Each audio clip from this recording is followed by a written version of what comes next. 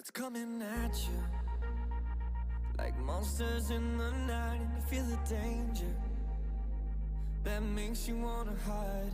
When the cards are stacked against you and you're standing on the edge, now's the time, now's the time. Think about all the dreams you keep inside. Think about all the ones you love. I know this beating heart will be my guide. I know that we can overcome. When the world's so cold and we're losing hope, I need her, I need her. When the darkness comes and we're overrun, yeah, I need her. That's when we need each other. That's when we need each other. That's when we need each other. That's when we need each other. That's when we need each other. When you're falling faster and don't know where you are, you feel the danger closer than your heart. When the weight is getting heavy and the future is unsteady, close your eyes, close your eyes. Think about all the dreams you keep inside. Think about all the ones you love. I know this beating heart will be my guide. I know that we can overcome. When the world's so cold and we're losing hope, I need her, I need her. When the darkness comes and we're overrun, yeah, I need her. That's when we need each other.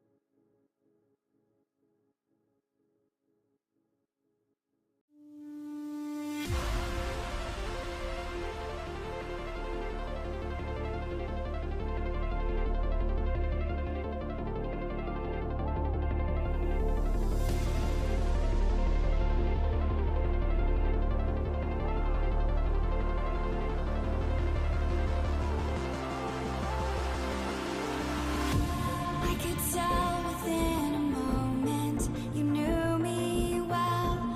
I could see you gave me solace when I needed someone there.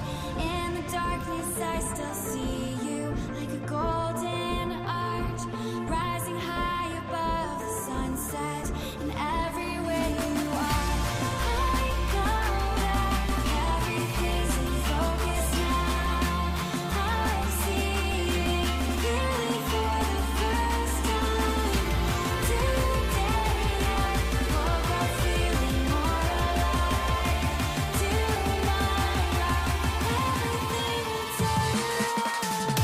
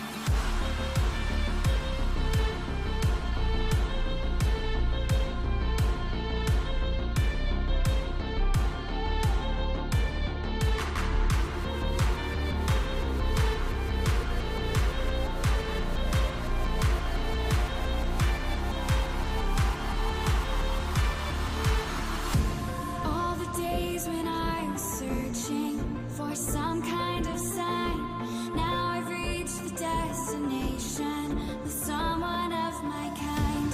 Keep me breathing with a feeling like an LED light. Now I'm moving through the shadows. You woke me up tonight. I know that everything's in focus now. I'm seeing clearly for the first time. Today I woke up feeling more alive. Tomorrow everything will turn around.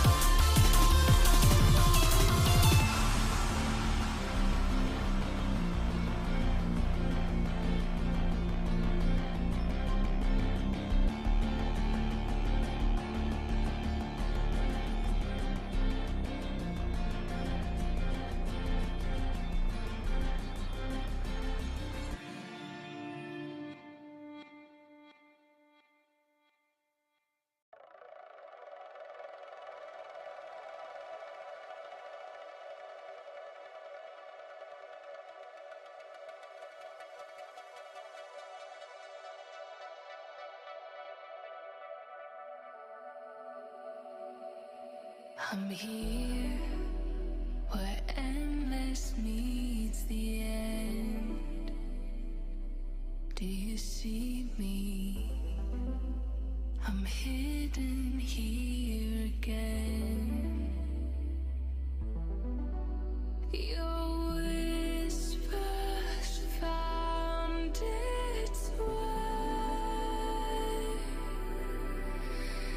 calling me to stay.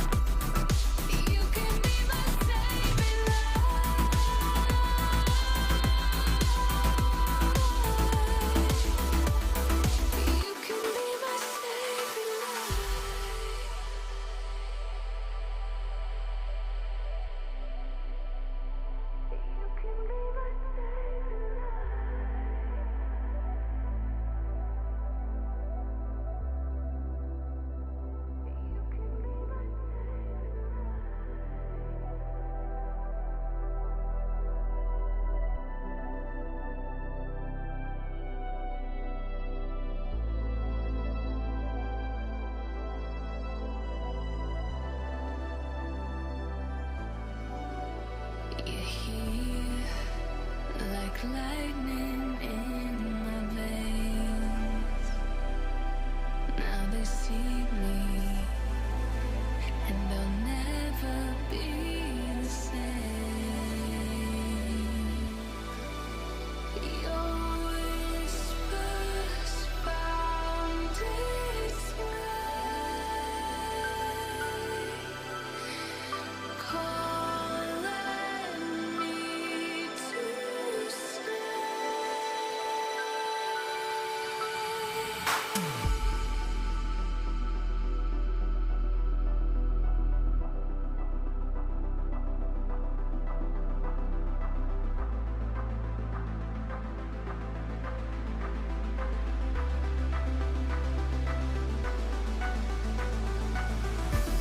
If I fall tonight,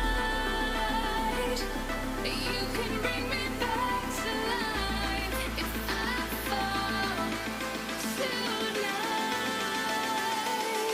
you can be my saving light.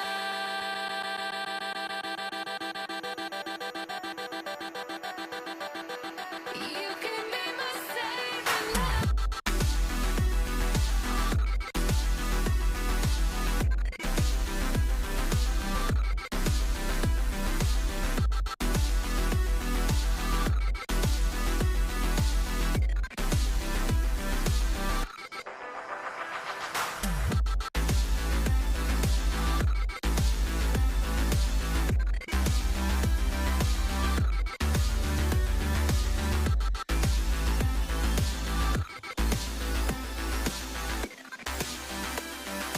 You can be my saving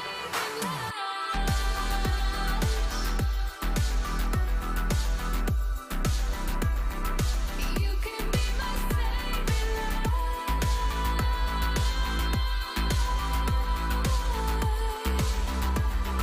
You can be my saving light.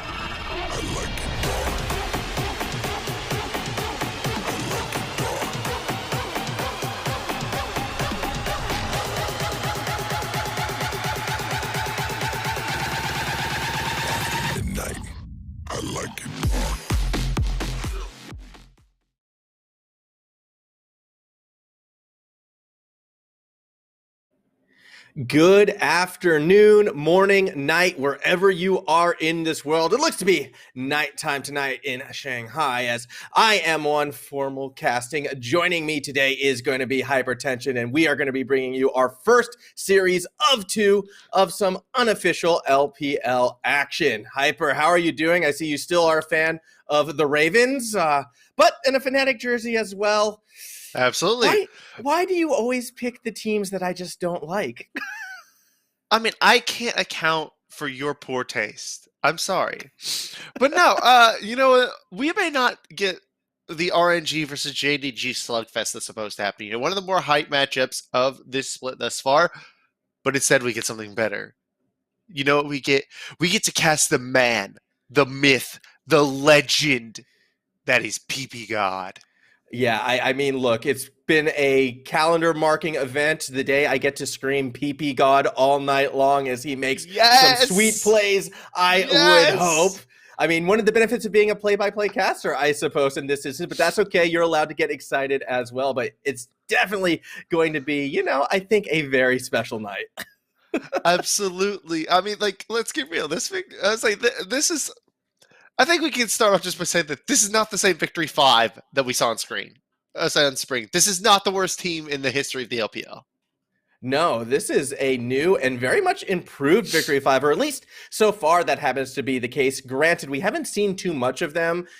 We also haven't seen them play maybe some of those projected top ladder-seeded teams in the LPL, but so far, they're winning those games you're supposed to if you're going to be competitive. And one would think, Mole and this new lineup are looking at Billy like, yes, this is another speed bump that we're just going to cruise right on over. Yeah, and one thing about Mole is that people have joked that basically Mole's situation on Victory 5 was so bad that it wasn't just 1v9, it was something more akin to 1v19 because of how hard he was having to try and carry Victory 5, that each member of Victory 5 just counted for double plus one. That is how bad his situation was. Now he actually has 4 competent teammates. The organization Victory 5, they went out, they took 3 members off of the Suning training squad, and they got the legend from FPX's challenger squad out of the LDL. So they decided to build this young team around that. They reached out to Assassin. This is his head coaching debut here on Victory 5. And again, the team actually looks to be clicking pretty well. I mean, it's not just PP God in the bottom lane. We do have our man Sam D, and also on the top side, you do have the additions of Bui Bui and Wei Wei. It's just repetition, man. Yep. Hey, name's so nice, you say them twice. Absolutely. I mean, Bui Bui, Bui Bui, Bui Bui. I'm sure we're going to hear a couple different pronunciations, and I'm going to apologize right now when and if I do get it wrong. But yeah, definitely a lot to be excited for those fans of Victory 5 as they are off definitely to that right foot. They did trip a little bit. Wait, Victory 5 has fans? But, hey, I think they're getting fans right now. I feel Mock should have fans. Mock should have fans. PP God definitely is getting fans. I think he's growing them as he goes on. And then I say all the Taiwanese guys just love Assassin because he's one of their old school Taiwanese players. So everybody's like loving the fact that he's migrating over to head coach and that he's already seen this early success. Yeah, absolutely. I know our boy Opal is. But speaking of, Taiwanese player though who have come over to the LPL and had that success, Billy Gaming's Fofo. Because I've always felt like has kind of been that sort of stand-up member for the squad. When he performs, the team does well. When he falters a bit, the team does tend to fall behind. Victory 5 before should have been, an easy 1-2 you would think for him in the past. But now this new lineup, Mock has that supporting cast around him. Do you think Fofo is going to be able to step up today? Honestly, though, that is the big question. I mean, Fofo does have the hardest job because, again, Mole is the most established member here on Victory 5. He has had the training with those giant, massive training weights that were his old teammates on Victory 5. It's like he just went through his 1,000-year anime journey to try and carry that much. He couldn't do it. But now the training weights have been lifted. He actually has people to support him. So we might be able to see him actually be able to show his stuff against another star mid laner. Because as you said, Victory 5 have not beaten the best of opponents. If you look at the 2 teams that they've won against, I mean, one was OMG, and the other one, let me double check. Yeah, the other one was Dominus, who Dominus are their own breed of crap in this split. They got rid of most of their great players. And now it's just natural trying and failing thus far to carry what's left of that organization. I think it's whereas crazy. Right now, Billy, as you said, they have Fofo. He can be that star player. We did see that Meteor got benched for this split due to potential issues within the team, but they actually managed to upset E-Star in a really surprising turn of events. I feel like that was more of a fluke than the norm from Billy. Yeah, I think they took advantage of, the situation that was given to him right there. That said, though, it's time to jump into this one. Already we are in it to our banning phases. Nothing too crazy sticking out. I mean, the craziest thing that we've been seeing in the LBL has been that new way to play LeBlanc, but we're not going to be seeing that in game one at least. Yeah, and that is one thing that people have been doing is there has been a newfound priority on LeBlanc, which I do really like because I love seeing that champion at work. Syndra is probably the safest mid laner in the game right now, so there is absolutely no surprise to see the side of Victory 5 locked in. And especially as we said, Mole is your guy. Mole is the focal point of the team. As much as we love PP God, he is not the face of Victory 5. That is Mo in the mid lane. And by getting him this safe pick that doesn't really have any outright counters at the moment, particularly with the LeBlanc banned away, I feel like this is a good startup for Victory 5. Yeah, I think it definitely has that potential, but it's again having that support. I really like that Aphelios hover initially. I still think they're probably going to be going with it on the V5 side because there is that support necessarily that he couldn't have relied on in the past. Now you have this very scary bot lane that can be enabled, and Aphelios is absolutely the champion you want in that situation. Yeah, it absolutely is. People joke 200 years, but there have been just plays upon plays upon plays from the professional scene over the past week that have really pushed that 200 years meme to its limit with Aphelios, just because of the sheer absurdity of plays that we've seen him execute. Namely, one thing I noticed was the NX 1v4. I remember seeing a 2v5. I want to say it was either yesterday or the day before that. It's gotten bad for Aphelios. Whereas pivoting over to the side of Billy, we do have the standard Trundle, we have the Ezreal, and we have the Zoe. Three very powerful picks. Right now, it does look like that they are going to go for a more skirmishing and pick-based composition, one that will set up well for side lanes as well as sieging, rather than 5-on-5 team fighting. Right now, Victory 5 do have that distinct advantage. That they do, and as well, I'm not necessarily super thrilled about the Zoe pick myself. Granted, I'm going down to that treacherous road of results-based analysis, which you never want to go to, but it should be worth noting that we are looking at this mid matchup between Mole and Fofo. Fofo hasn't won a game yet on Zoe this year. 0-5 on this champion coming into this one, so that has a couple question marks in my mind. Yeah, I did not know that he was 0-5 on that champion. That is a little bit disconcerting. Actually, no, it's very disconcerting if you are a fan of Billy, which I can't say that I am, but still. I do like the second phase of bans that is coming out here from both these teams. I think that Mordekaiser is currently the most underrated champion in League of Legends at the moment, so I do like the respect being given to it by Billy. I feel like his ability to solo out any single member of the team from a team fight while still having the tank stats after he kills them really is super powerful at the moment. Plus, his outright damage just just outclasses every other juggernaut by leaps and bounds. So putting that in, we do see the Thresh, the Leona, and the Gangplank, all very good standard bans in this meta. Now, if this Bard is locked in, that's very interesting because we usually only ever see Bard as a counter pick. Yeah, so a preemptive counter pick, I suppose. I don't think it's the worst sort of pick right now in the world, just because, again, I always look at Bard as that roaming potential, and Ezreal can be a safe laner on his own should we start to see those roads come through. But Nautilus, another one of those who can kind of match Bard when trying to make plays happen. So, again, that Bard pick could have been premature in this one.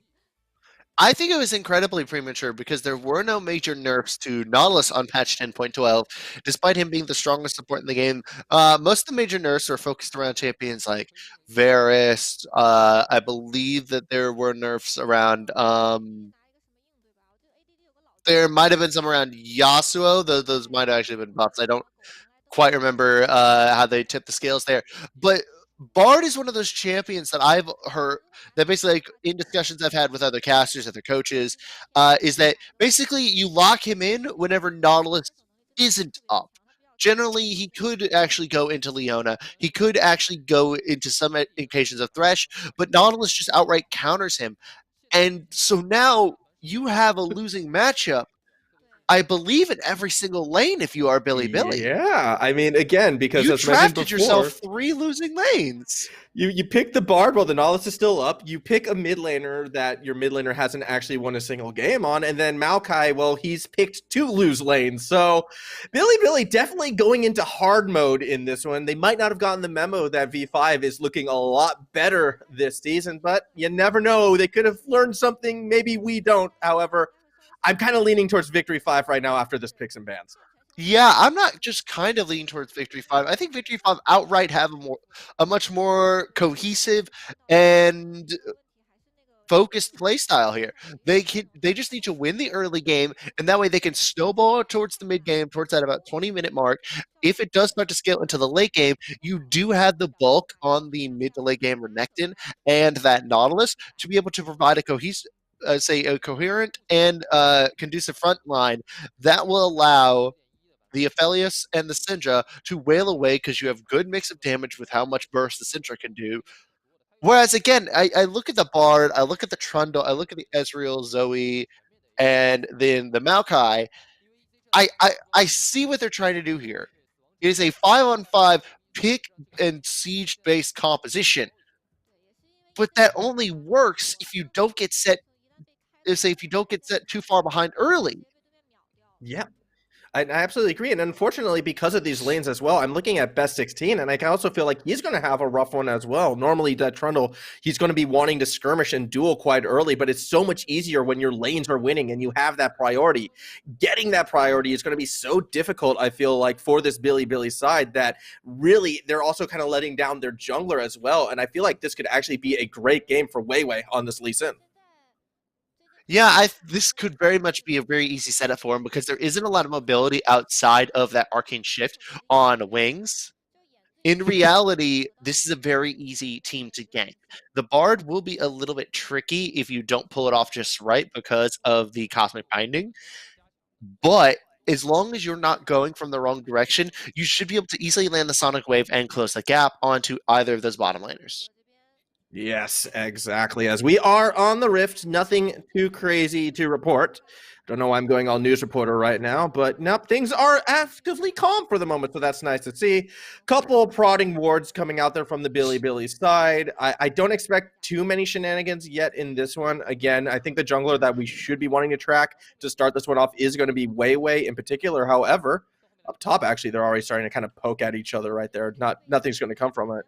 Going to be very interesting to see where Weiwei makes his first move. And again, if best 16 is going to be able to do anything with losing laning priority situations. Yeah, also, in addition to that, I feel like this Trundle with the losing lanes is going to be very subject to invades here from Weiwei's Lee Sin. Generally, that champion does like to fight because there is a lot of early damage output that can come from Lee Sin with his cripple and his sonic wave able to provide a lot of early burst, especially when you do have Conqueror, which he can proc fairly easily because he has a naturally higher attack speed than some other champions. So Yes. I think you very much could see it as well as the aggression from the other lanes. Already, though, we're starting to see, these lane advantages in action. PP God, even without the dredge line, is just able to just force the rest of Billy back. And same thing is happening in the mid lane. Same thing is happening up top as well. And we're already starting to see roams, I should say. Granted, that one will be spotted with the ward that had been placed before, but just the confidence in these lanes to leave Sammed on his own right now. It speaks a lot of how Victory 5 are sort of approaching this game. Yeah, it really is. I do like how, I'm just enjoying being able to watch a Victory 5 game without having to worry about the solo laners being 0-3 at 10 minutes. It's Seriously, nice. like, if you guys haven't ever heard the tragedy of Sir Mole, the hard carry, damn, it is a tragedy worthy of Shakespeare. Like, they have not been able to find this guy a single solid place on this team. They have been swapping him back and forth from mid and top because of the fact that they couldn't figure out which one was better between him and Elise, because of the fact that Mole is just too much better, as now Zenmo takes a chunk. Oof. And not the trade he really wants, but that's okay. He has some hot cocoa brewing, so he will be healthy. To continue on your point, though, that you're making, I mean, again, for, those 20 so on fans, the wait is now worth it, one would think. Although Fofo dodging that scatter of the week actually is going to get a big chunk of damage back onto Mole. So even with all the support in the world, you still got to make sure you play your own lane correctly. Yes, you absolutely do. I mean, this Zoe does have a lot more early consistent damage than the Syndra, at least for those first few levels before Syndra does get access to the Unleashed power, mainly because the Paddle Star can have a much easier mana curve than will the full rotation of Syndra, which needs to be used to completely clear waves at some point due to the range of the Zoe. Yeah, and I mean, that said, it just means, a reset for Mole. I think he's fine with it. He wouldn't have gone for that trade if he didn't have that at the back of his mind, time to, go ahead, pick up that Dark Seal, get some boots, have that mobility. So it's all according to plan for the most part right now for Victory 5 still. The other thing I've been impressed of has been PP God and his, like, how much he's actually been able to get some roaming and get some, further vision out from that bot half of the map, actually. He's definitely, using that knowledge to his potential when in lane that bully, confident enough to roam around and put mid lane on notice as well. And we actually might see a bit of supportal combat right now as they're heading towards each other. But also action in the top lane as well as Bui looking for a chance to go in on ADD, but not going to find it. Yeah, and while we're talking about that top lane, I would like to point out how that is a lane that is probably the single most Victory 5 favored. In general, that matchup as the Maokai feels like you're being just zoned out of everything. The Renekton's early damage is so much more than what you can reasonably put out, even with the supporting output of the Bramble Smash and the Twisted Advance. Just the slice and dice, the Ruthless Predator, all of it just does too much. And especially when now he has that Tiamat, that's just so much wave clearing potential. You are hardly going to find yourself as the Maokai outside of right under your own tower. Yes, absolutely. And furthermore, as well, when you have winning lanes like that top lane, it means ADD's teleport is going to be used on the top side and not to try and contest any dragons. So 3 winning lanes equals a fairly easy first dragon going to the Victory 5 side. It was the Cloud Drake, as we all saw. As that was happening, it should be worth noting, Best 16 was starting to set up and invade on the top half of the jungle, and now he's going to walk right into it. Is going to get spotted out by Weiwei, and not wanting any of it. The race to escape is on. Fofo will be there first, so no one will challenge this little great escape, or I guess not so great escape in this time. Either way, Best 16 gets out, but doesn't get much for it. So this is still the point of the game where Trundle can't really fight a Lee Sin, mainly because of the fact that Lee Sin has tools to counter Trundle's main form of skirmishing power in that pillar. But ADD. Oh, yeah, he doesn't want to be there, but the Scatter of the Week stood no chance of hitting, but the Dredge line will. PP God living up to his name. Follow through damage from Weiwei isn't enough to take ADD down. Eventually he does fall, but the skirmish is breaking off everywhere, and separated from it all was Weiwei, so he does get cut down. In the end, 2 for 1 in favor of Billy. Wait, did PP God drop first? That was a little bit of an odd situation there from Victory 5. They seem to overcommit for that. I mean, I feel like you could have gone for ADD, but not with how many people were around. It would have needed to be PP God getting there a lot sooner, unfortunately. No. Is now Mole dancing around, fancy feet. He has no mana, but there is not the damage. Yeah, Fofo just unable to connect with that Paddle Star at the end. Could have been the execute needed, but Mole pushed up that far with no mana just after losing a skirmish. I kind of have to question the decision-making there. I mean, he got out fine. True. He did escape. And he didn't really use too many summoners, so we watch this right here. Yeah, that Scatter of the Week, just not even close. And then with the Sleepy Trouble Bubble, did mean the fall-through wasn't going to get there in time. But yeah, PP God, the first one to fall, just kind of stuck in that mosh pit. Okay, no, so it does.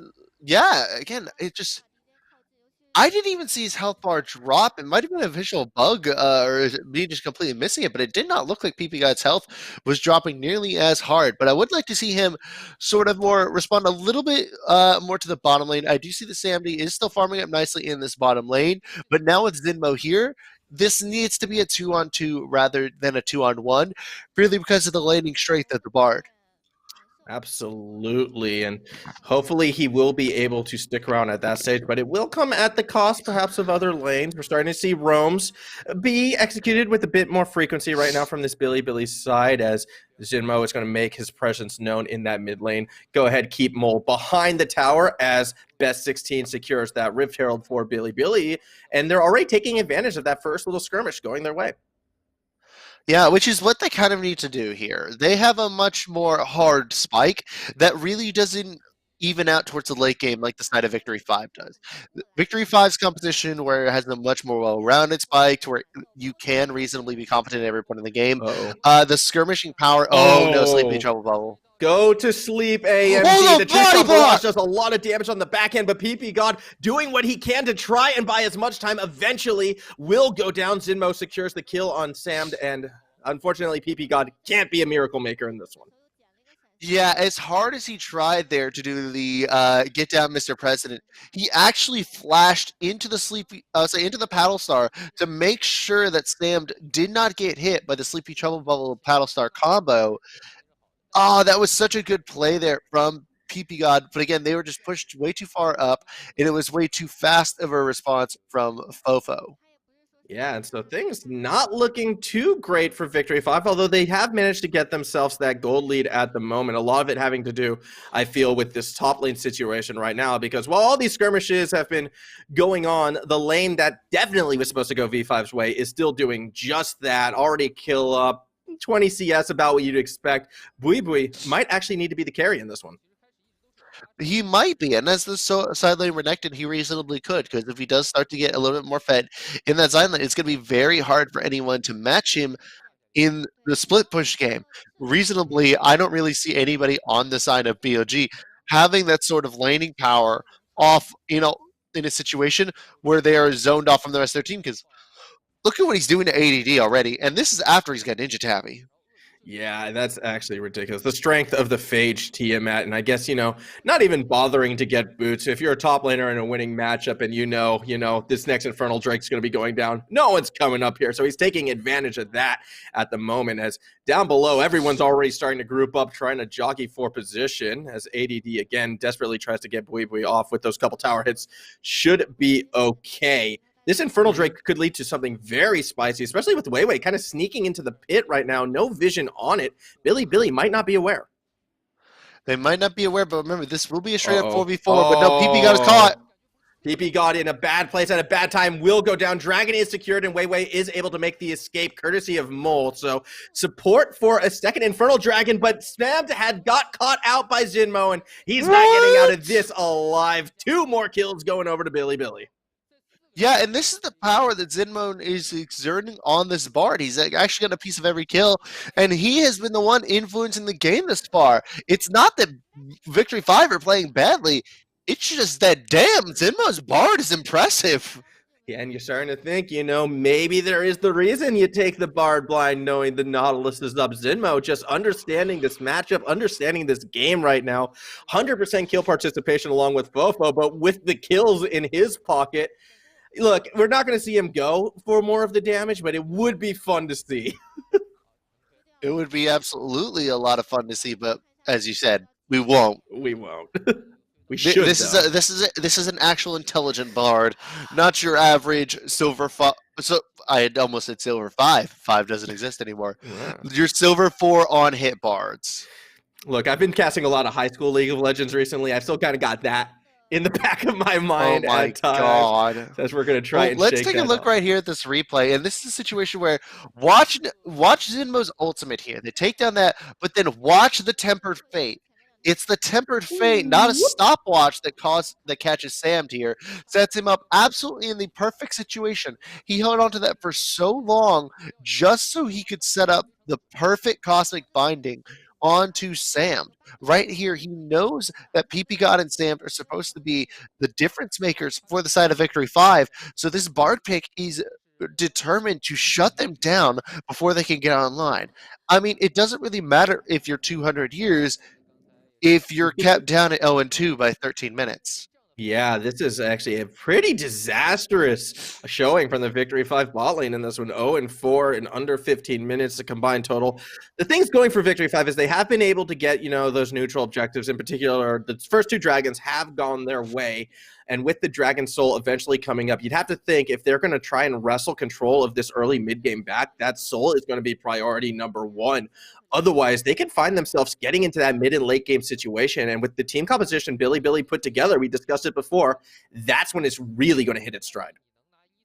Yeah, once you hit that mid game, that's when Billy will be at its strongest, especially if they do manage to start picking up the Ocean Drake, because the Ocean Drake will actually make up for their late game deficiencies, because the Ocean Soul is so powerful with siege compositions. They're able to just poke out, disengage, and then come back completely healed in the process.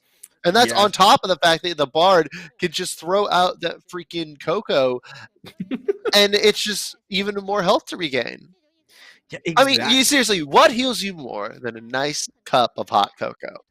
Absolutely. I mean, I know it's, summertime up where you are, all you Northern Hemisphere peoples, but down here in Australia, it is winter. It is getting cold. You saw me with my jumper on, because that's what we call it, the proper name of it. And yeah, I would love that hot cocoa right now. I wasn't even paying attention to that, my guy. I was too busy on Twitter seeing Atlas do stuff like call Aphelios Nautilus 200 years under the sea. That's a beautiful name, actually. As, a bit of pressure being moved to the top half of the map. Shelly's going to go ahead and respawn as well. Victory 5, I think we're trying to set up for the Giant Crab, but with the response out of Billy deciding the risk not worth it just yet. Billy actually might be looking to force a fight right now. Fofo caught with the Scatter of the Week. No follow through just yet. So, Deep Pal Star not going to connect. Yeah, overall, this is where the side of Billy has to start making plays. They have the pillar, they have the damage on the Zoe, they have the Bard kind of at his strongest, they have everything that they kind of need, but they just need to make sure that they don't get caught. Yeah, Fofo nearly falling victim right there to PP. God, that does mean a lot of pressure Billy had. It's going to be lessened, I feel, just for the immediate future. Still, they're going to go ahead and start with the Rift Herald, maybe trying to force a fight that Victory 5 might not want, but all 5 members of Victory are here. Shelly has not reset yet, so Victory 5 going to continue on that. Bui and Mole just zoning ADD as well as Fofo out of this fight, but the Trouble Bubble does connect on the Mole. That does force out the cleanse.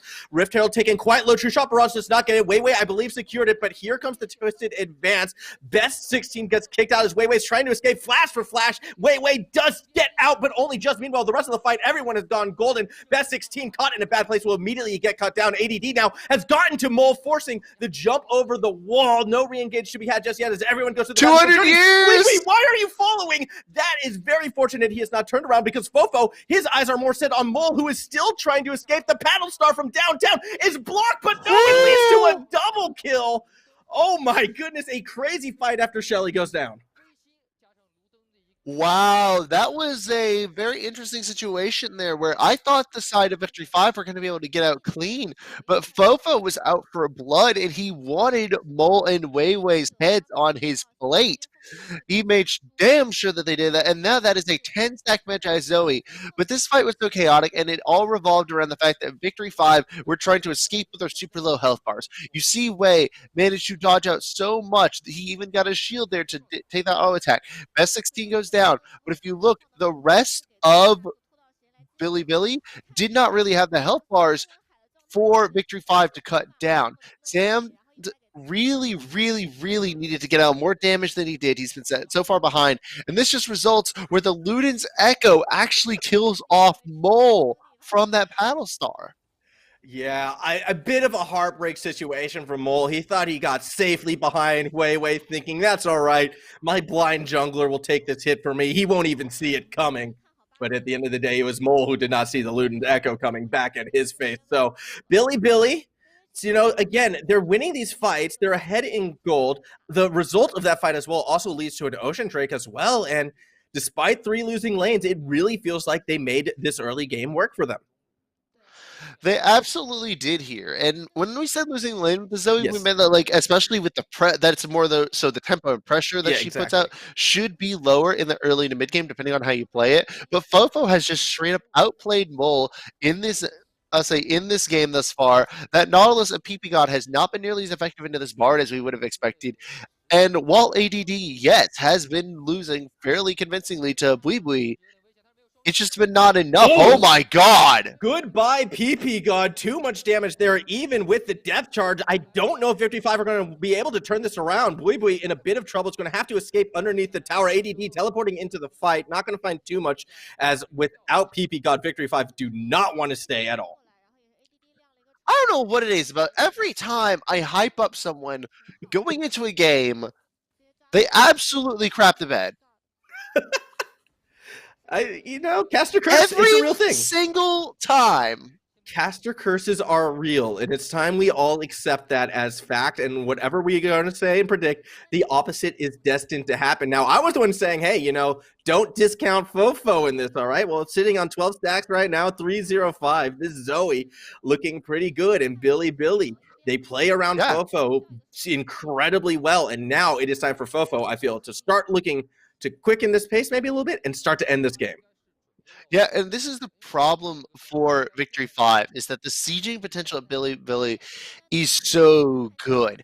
There is a immaculate ability to catch someone out, eliminate them, and then create an advantageous numbers game for the side of Billy that Victory 5 just can't seem to match this far, especially when PP God goes down, because that is the majority of their crowd control, and they're going to invest a lot here onto trying to kill ADD, but what are they going to lose for it on the other side is the question. Yeah, you can see that top tower under pressure as eventually ADD should go down. There we go. Rift Herald has been dropped as well. So it's really trading, tower for tower in that situation, but it's the pressure in the mid lane that could come back to bite Victory 5 as, yes, Fofo, we saw him on the map. He is going to get that tower. It's the mid lane where I'm concerned about, as well as the pressure around that Baron pit right now, because Victory 5 committing so much down to the bot half of the map. They're just conceding the entire top half of everything. Yes, but at the same time, they are going to be able to get Fofo Mole up to that top lane first, whereas it does not look like there's going to be enough response to save anything in that bottom side for Billy. So overall, that's actually an advantageous trade for Victory 5, allowing them to make up a little bit of that gold deficit. They didn't lose the mid lane tier 2. They only lost the top lane tier 1 to 2 towers in the bottom lane, equalizing out the tower deficit. And now is where that split push from Buibui is definitely going to have to come into effect as well, because of the fact they were able to mitigate their losses in that trade and actually turn into an advantageous situation. Buibui was able to hold on to that teleport. I do feel like they're going to try and definitely send him solo lane bot half of the map, I would think, use that teleport to their advantage and kind of control Baron in that facet. However, I'm surprised I saw him on the top half of the map right now and sticking around in mid lane. Eventually, he should be making his way down bot, I would assume. Yeah, and currently, there we go. Okay. I was about to say, tell me that isn't just me. No, but one person I would like to talk about for a moment while we do look at the items, I would like to talk about Wings here. He has gone for that Iceborne Gauntlet build here with the Manamune, and he's been sort of a little bit of a sleeper OP player here in this game. We didn't really talk about him at all coming into this game. We didn't really even consider him as a player to watch in any retrospect, but he's very quietly had an incredibly solid game and has been outperforming Sam at almost every step of the way. Yeah, absolutely. I mean, Wings has been doing his job. I feel like he's just been performing his role exceptionally well. Jinmo, I still feel, has kind of been the standout in this bot lane, and Wings has kind of just been, awesome. My support is going to set me up time and time again. As long as I am around to sort of knock things down, as long as my True Shot Barrage just cuts through all those necessary targets, I am doing my job correctly. And when the bot lane does its job correctly, well, that means more and more dragons typically, as the second Ocean Drake will be secured by Billy. Not much V5 can do much to stop that. Oh, actually a bit of there isn't really. Yeah, here we go.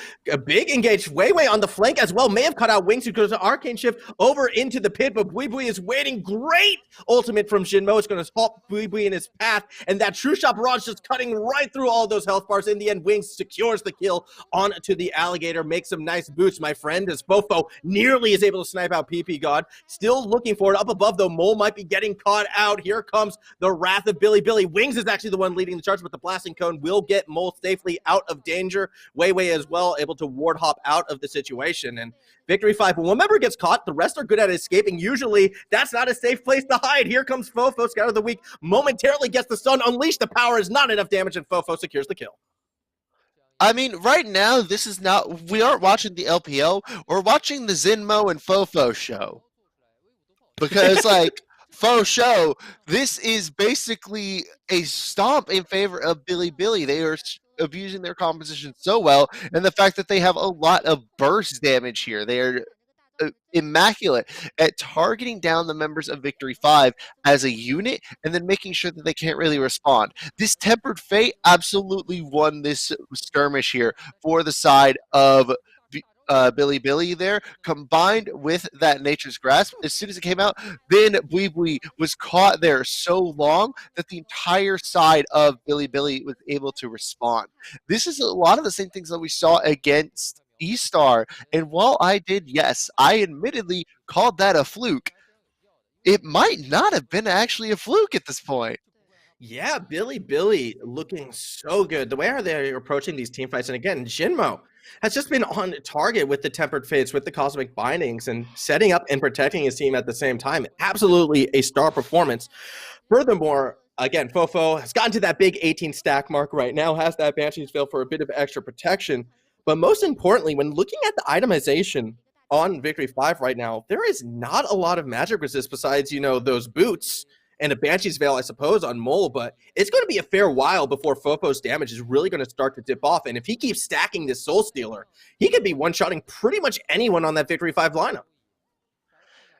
Yeah, it's the great big burst damage with everything inside, and it's just so scary if you are a fan of Victory 5, seeing this monster of a Zoe, as that's going to be the Banshee's Veil actually popped for Mole, so now he's not going to have that front-end shield protection. He's going to have to wait for it to recharge.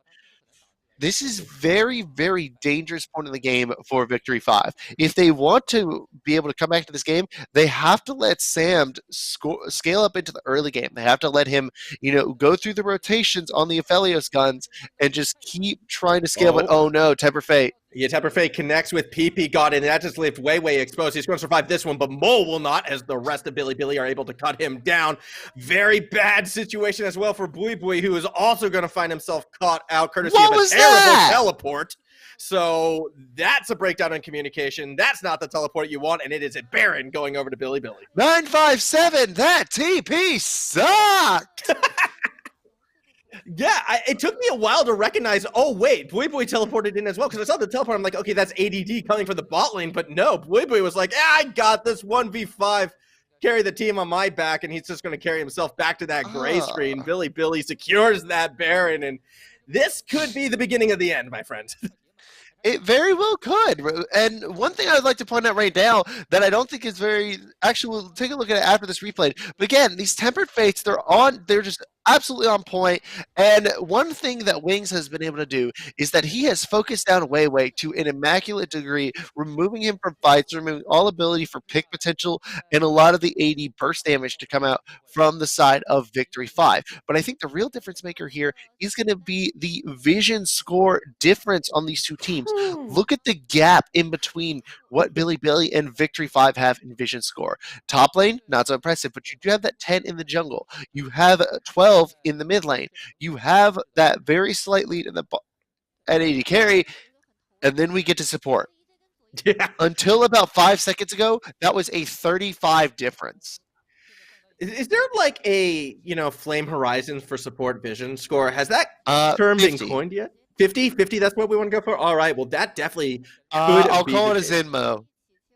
The way how it's going, I think he definitely will have earned it for sure. And we've just been seeing the effect of that time and time again, as whenever PP God is kind of stepping out to try and match that vision game, he's just been getting caught out time and time again. And now we're seeing that poke coming from Fofo does enough to get Bui sort of out of the fight temporarily. It is a Renekton, so he should be fine for now, but the Siege starting to come into play, but with an exposed inhibitor in the mid lane and ADD already knocking at it, this is a very narrow window for Victory 5. Bui going to try and stop ADD, but That leaves the bot tower now exposed. It's already gone. PP God was hit by the Sleepy Trouble Bubble. Tempered Fate connects with 2, and here comes Billy, grouped up as 5. The target's PP God, who has to flash to get out. ADD still holding the top half of the skirmish down as the rest of the team gets to work on that inhibitor. Somehow Victory 5 not getting themselves caught out. Eventually, finally, Fofo finds his mark, and that should open the floodgates. Wings on the back end gets another kill. Everyone from Victory 5 is scattering. No one wants to fight, but they have no choice. 200 years is in years! shambles. 200 years does get one,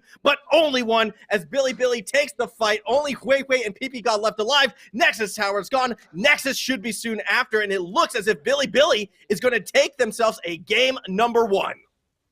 Yeah, and again, that was just that they started to siege and there was no ability for a Victory 5 to really come back. When it came down to sieging potential, there are very few compositions that could have outpaced Billy there. If anyone stepped up, they would have gotten hit by the Sleepy Trouble Bubble, the Essence Flux followed up by a Mystic Shot, they had the Pillar, they had so many tools on the side of Billy to ensure that they could capitalize on any sort of mispositioning or mistake from the side of Victory 5. And they used it to immaculate advantage all game, from the Tempered Fate to the Nature's Grasp, Twisted Advance, Sleepy Trouble Bubble. Everything was executed to perfection from Billy, and I don't think you could have asked for a much better game. And especially when we were going through that draft all the way back at the beginning, we were kind of saying like, okay, they need to execute this perfectly if they want to have that chance. And lo and behold, they go out there and they do just that. So you know what? Shame on us, I suppose, for kind of not really having the highest expectations after that pick and ban. But at that same token, I don't think anyone could have really predicted that performance out of Jinmo in this game in particular. I mean, I'm from M&A, so my expectations are already tapered so low. But then again, you're from OCE, so yours should be like set even lower than that. Well, I mean, we don't have expectations in OCE. It's just kind of like pick and play whatever you want and go for it. Let's see what happens. But we like to pretend we know what we're talking about in OCE. We like to pretend we're a real region at times. But that hey, you're our development region at this point. Absolutely. So you should be nice to us, okay? We're giving you your best talent right now. Yeah, thanks for closer. But no, when it comes down to it, Billy, again, they needed to execute perfectly. They did execute perfectly. Fofo looked like a monster. Wing looked immaculate. There was really no stopping anyone from the side of Billy. But again, if I was going to give a man of the match for that one, it has to be Zinmo, even though I know the LPL will not pass up the chance to give that Zoe the Man of the Match award. Let's be honest. If I don't see Fofo's name pop up across our screen here in a second, I am going to be absolutely floored. You know what? I trust the people behind the scenes to quickly get like a permanent marker and just cross it out over the screen and maybe just get Jinmo up there. I do agree with you, though. I'm very curious to see where the LPL will go with it. It should be Jinmo, in my opinion, as we take a look at some of the highlights from this game. And this is where things look good for Victory 5. And particularly, watch PP God's health bar. He's just stuck in the mosh pit, and then all of a sudden, he's gone. And part of that was, I didn't see it at first because his health bar was under that of the Lee Sin. And again, then they just got picked after pick after pick after pick. And that was the problem. Billy's composition specialized in a lot of single target burst damage, and then were able to capitalize because it was based around spells with low cooldowns, but a lot of single target setup.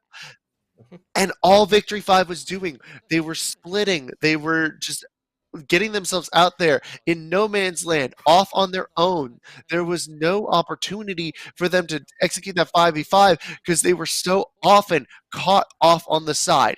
That is the third clip we've seen almost in a row where PP God has had nothing to do except just die off alone. Here, look at it again. They're finally grouped up. Awesome. Why is Bui alone?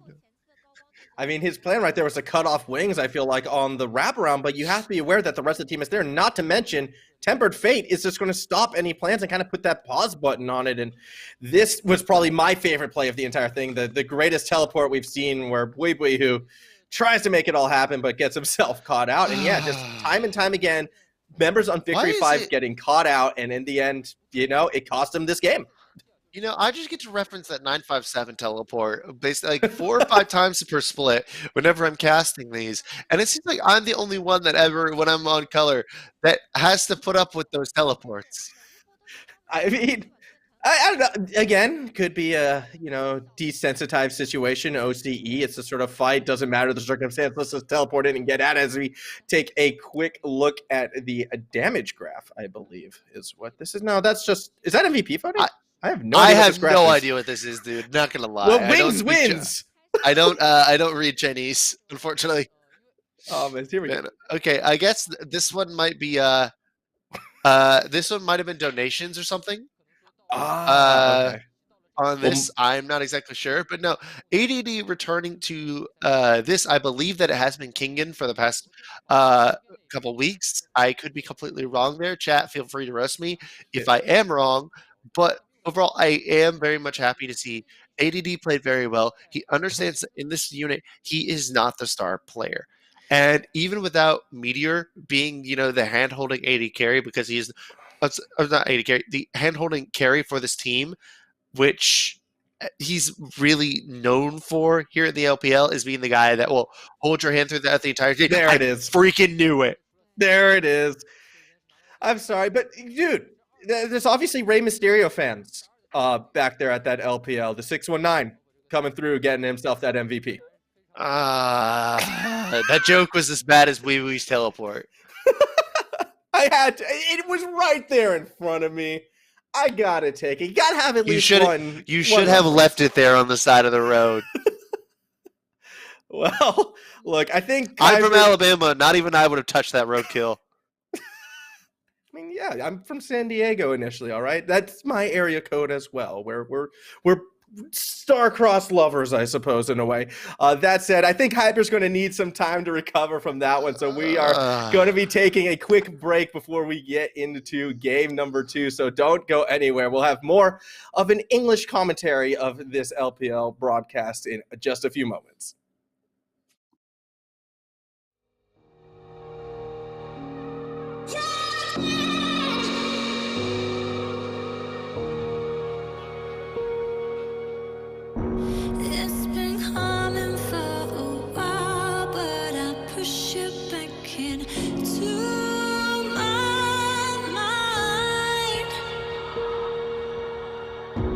There's a darkness in my head, try to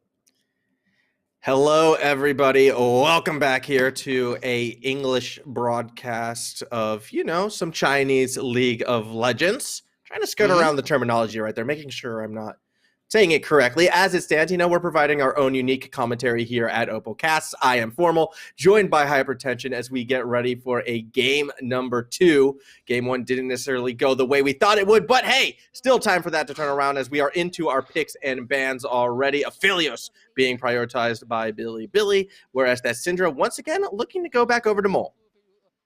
Yeah, and he didn't exactly play on it the best in that last game, but I think that the ban switch up for the side of Victory 5 will actually influence it a lot. Bard is only really specifically useful with with a few certain laners, and that Ezreal is one of the foremost among them. So I very much am excited to see what they'll be able to do with this. But unfortunately for the side of Victory 5, Aphelios is another one of those laners that can actually pair very well with the Bard, as we did see in that at this point, I guess we could say meme-worthy Team Liquid versus TSM matchup the other day. But the Thresh being locked in here for Victory 5 does provide a good denial because there's a lot more tools to save someone with the Thresh than there is with the Nautilus. Yeah, so that versatility perhaps could be one way that Victory 5 is looking to adapt. But Billy, they're already putting together an entirely different team composition with that LeBlanc getting locked in. Another one of these sort of mid laners that can roam around and apply a lot of pressure sort of everywhere the second you sort of lose sight of them, although with a bit more damage, that assassin edge as it is. So Fofo looking to carry off of his performance last game and almost take it to a next level, and a Blitzcrank locked in. That actually is a bit of a surprise. That is incredibly interesting here. So we do see that LeBlanc that has risen in priority in China on 10.12. We're also seeing the Blitzcrank, a pick that we really never get to see. And this will be incredibly interesting just because of the priority that a Blitzcrank can bring to a lane. Just by existing, he makes it to where you have to play high tempo in that bottom lane because of because his power is so focused around the early to mid game, his pick potential, and his ability to shut down people when he pulls them in. Yeah, it's actually absolutely terrifying when, you're going up a Blitzcrank, in my opinion. I'm also terrible at the game, so that could be another reason why. That said, we will see how PP God and Sam is going to be able to react to it with the Ashe lock-in at the moment. Another champion that I honestly have not seen too much of recently. That could be my own experience, but that seems like an unusual pick as well. Yeah, I see the Ashe, and while it does give them a great potential to start up team fights, the priority right now in lane, uh, it's a pick that you really pick if Aphelios, Ezreal, and Varus are unavailable, which, oh, take a look at that. Look at the bans. Yeah. All three are unavailable right now. So it does really create an opening in that priority remaining at 80 carry. There has been a lot of debate as to whether or not Kaisa or Ashe is the next person on the list. There's also been some rumblings of Sivir rising in priority to match up as that fourth 80 carry. But personally, I do think Ashe is a very viable alternative.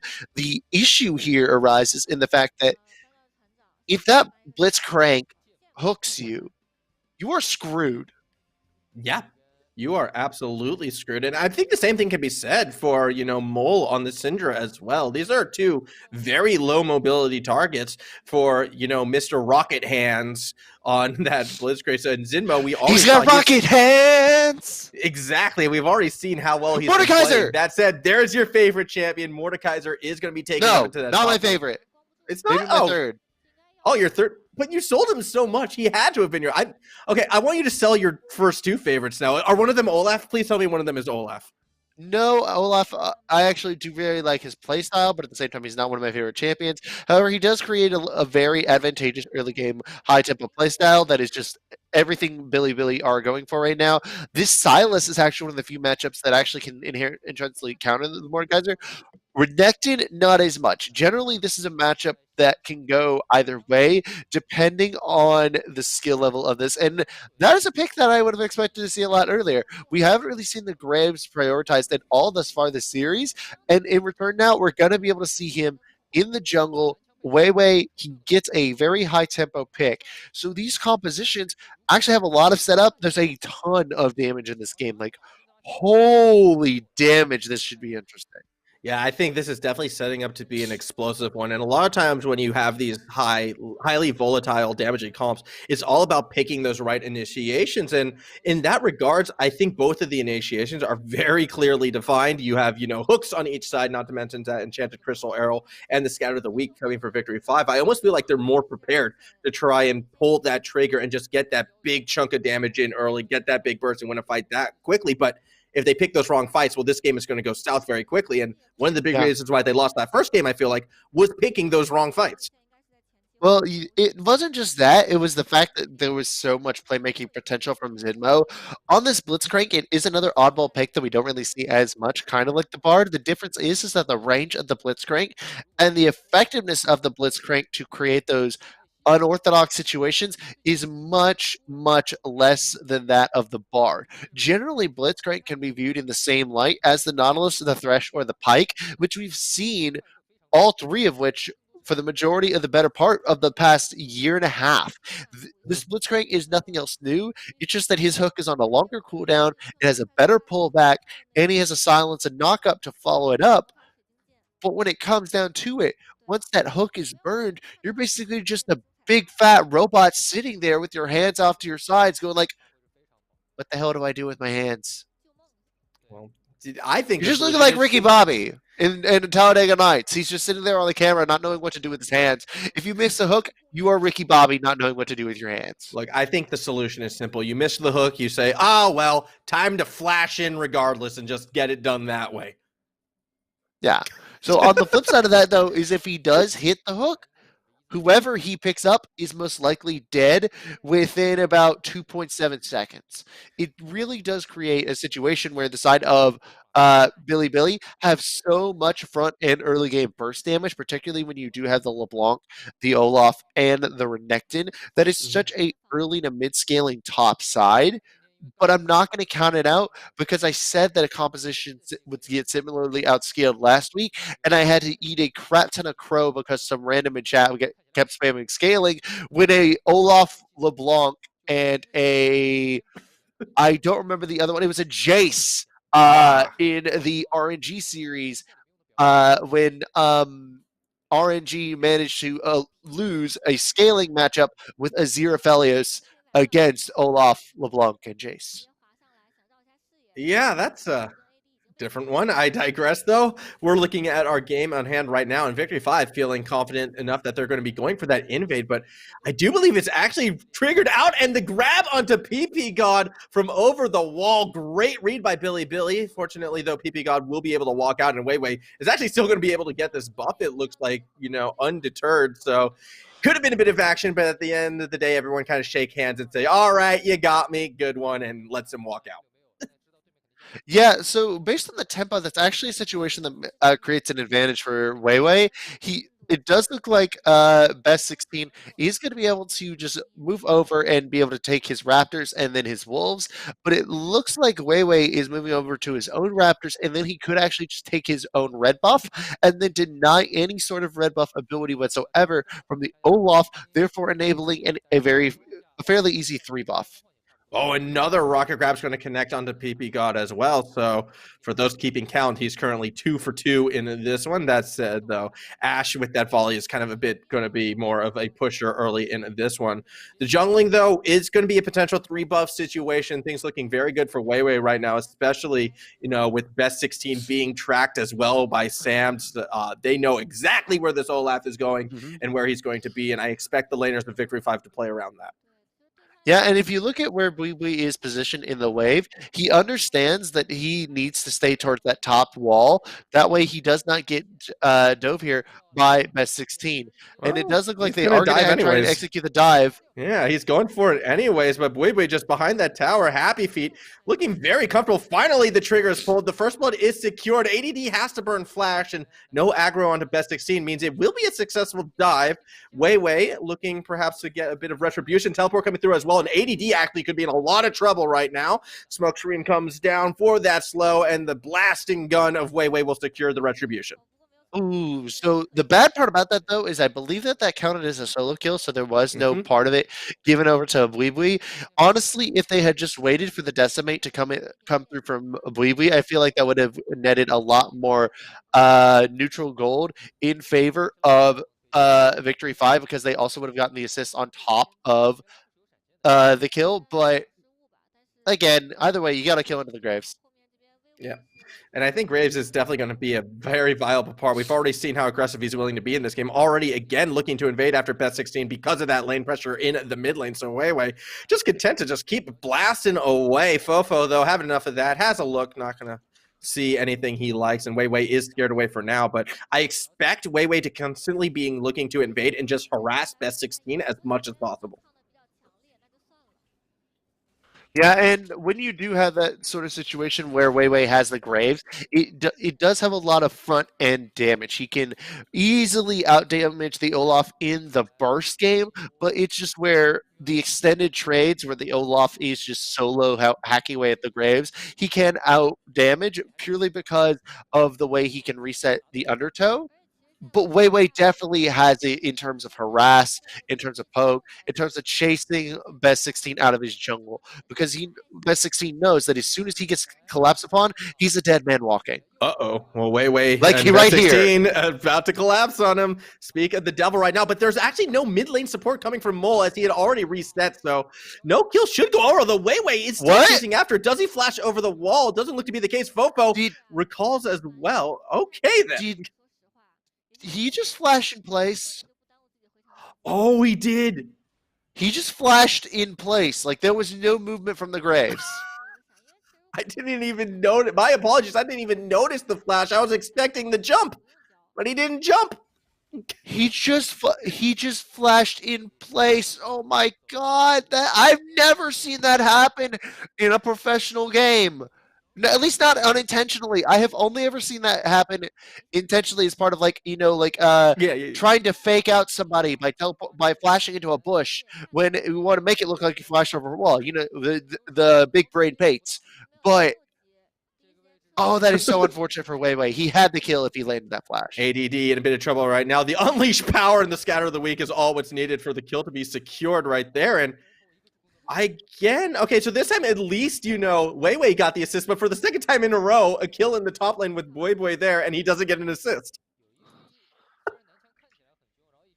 It feels bad, man. It really does feel bad because you would like to see this man get even more assists, but you can't. Nope. You simply can't. When because top you know lane what?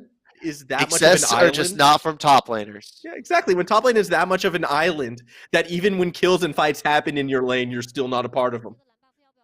That is what's happening right now. I feel like to poor Boy, who I know maybe this is punishment for that teleport in game number 1. Maybe their team's just like, you know what? No, you don't. You try and do that. You don't get to participate in any of the kills. You teleport like that. You get punished with no assists. Absolutely. Fofo going for a bit of invade right now, trying to get some chunk down on the Mole, maybe dissuade him from getting that blue buff, but blue buff will still be secured for Mole in this instance, and I expect more harass coming down against Fofo, who admittedly has been having a bit of a rougher time in lane than what we saw in our first matchup. Well, this matchup is also a little bit less snowbally in terms of against the Syndra.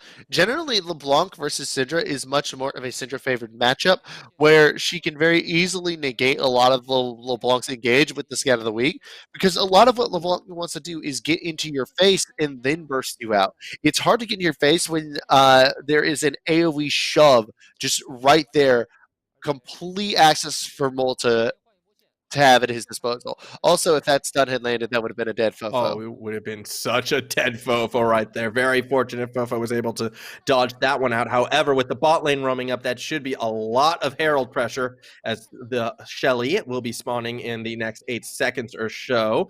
A bit of a lane swap right now in preparation for it, and it looks as if BLG is a bit late to this lane swap punch. That is for sure. They're looking to make their own play perhaps in mid lane as they start to roam up. No vision right there. Mole might be in a bit of trouble. Curious to see where this play goes through. It looks as if Mole kind of sniffed it out, though, and has retreated back to the safety of the tower. Yeah, and with that tower being that sort of like safe pocket here, it's really all you've got on the side of Billy to really rely on. As this Renekton, you really want to snowball the early game hard. You were being pushed so far underneath your own tower that you don't really have the opportunity to set up any snowball for yourself.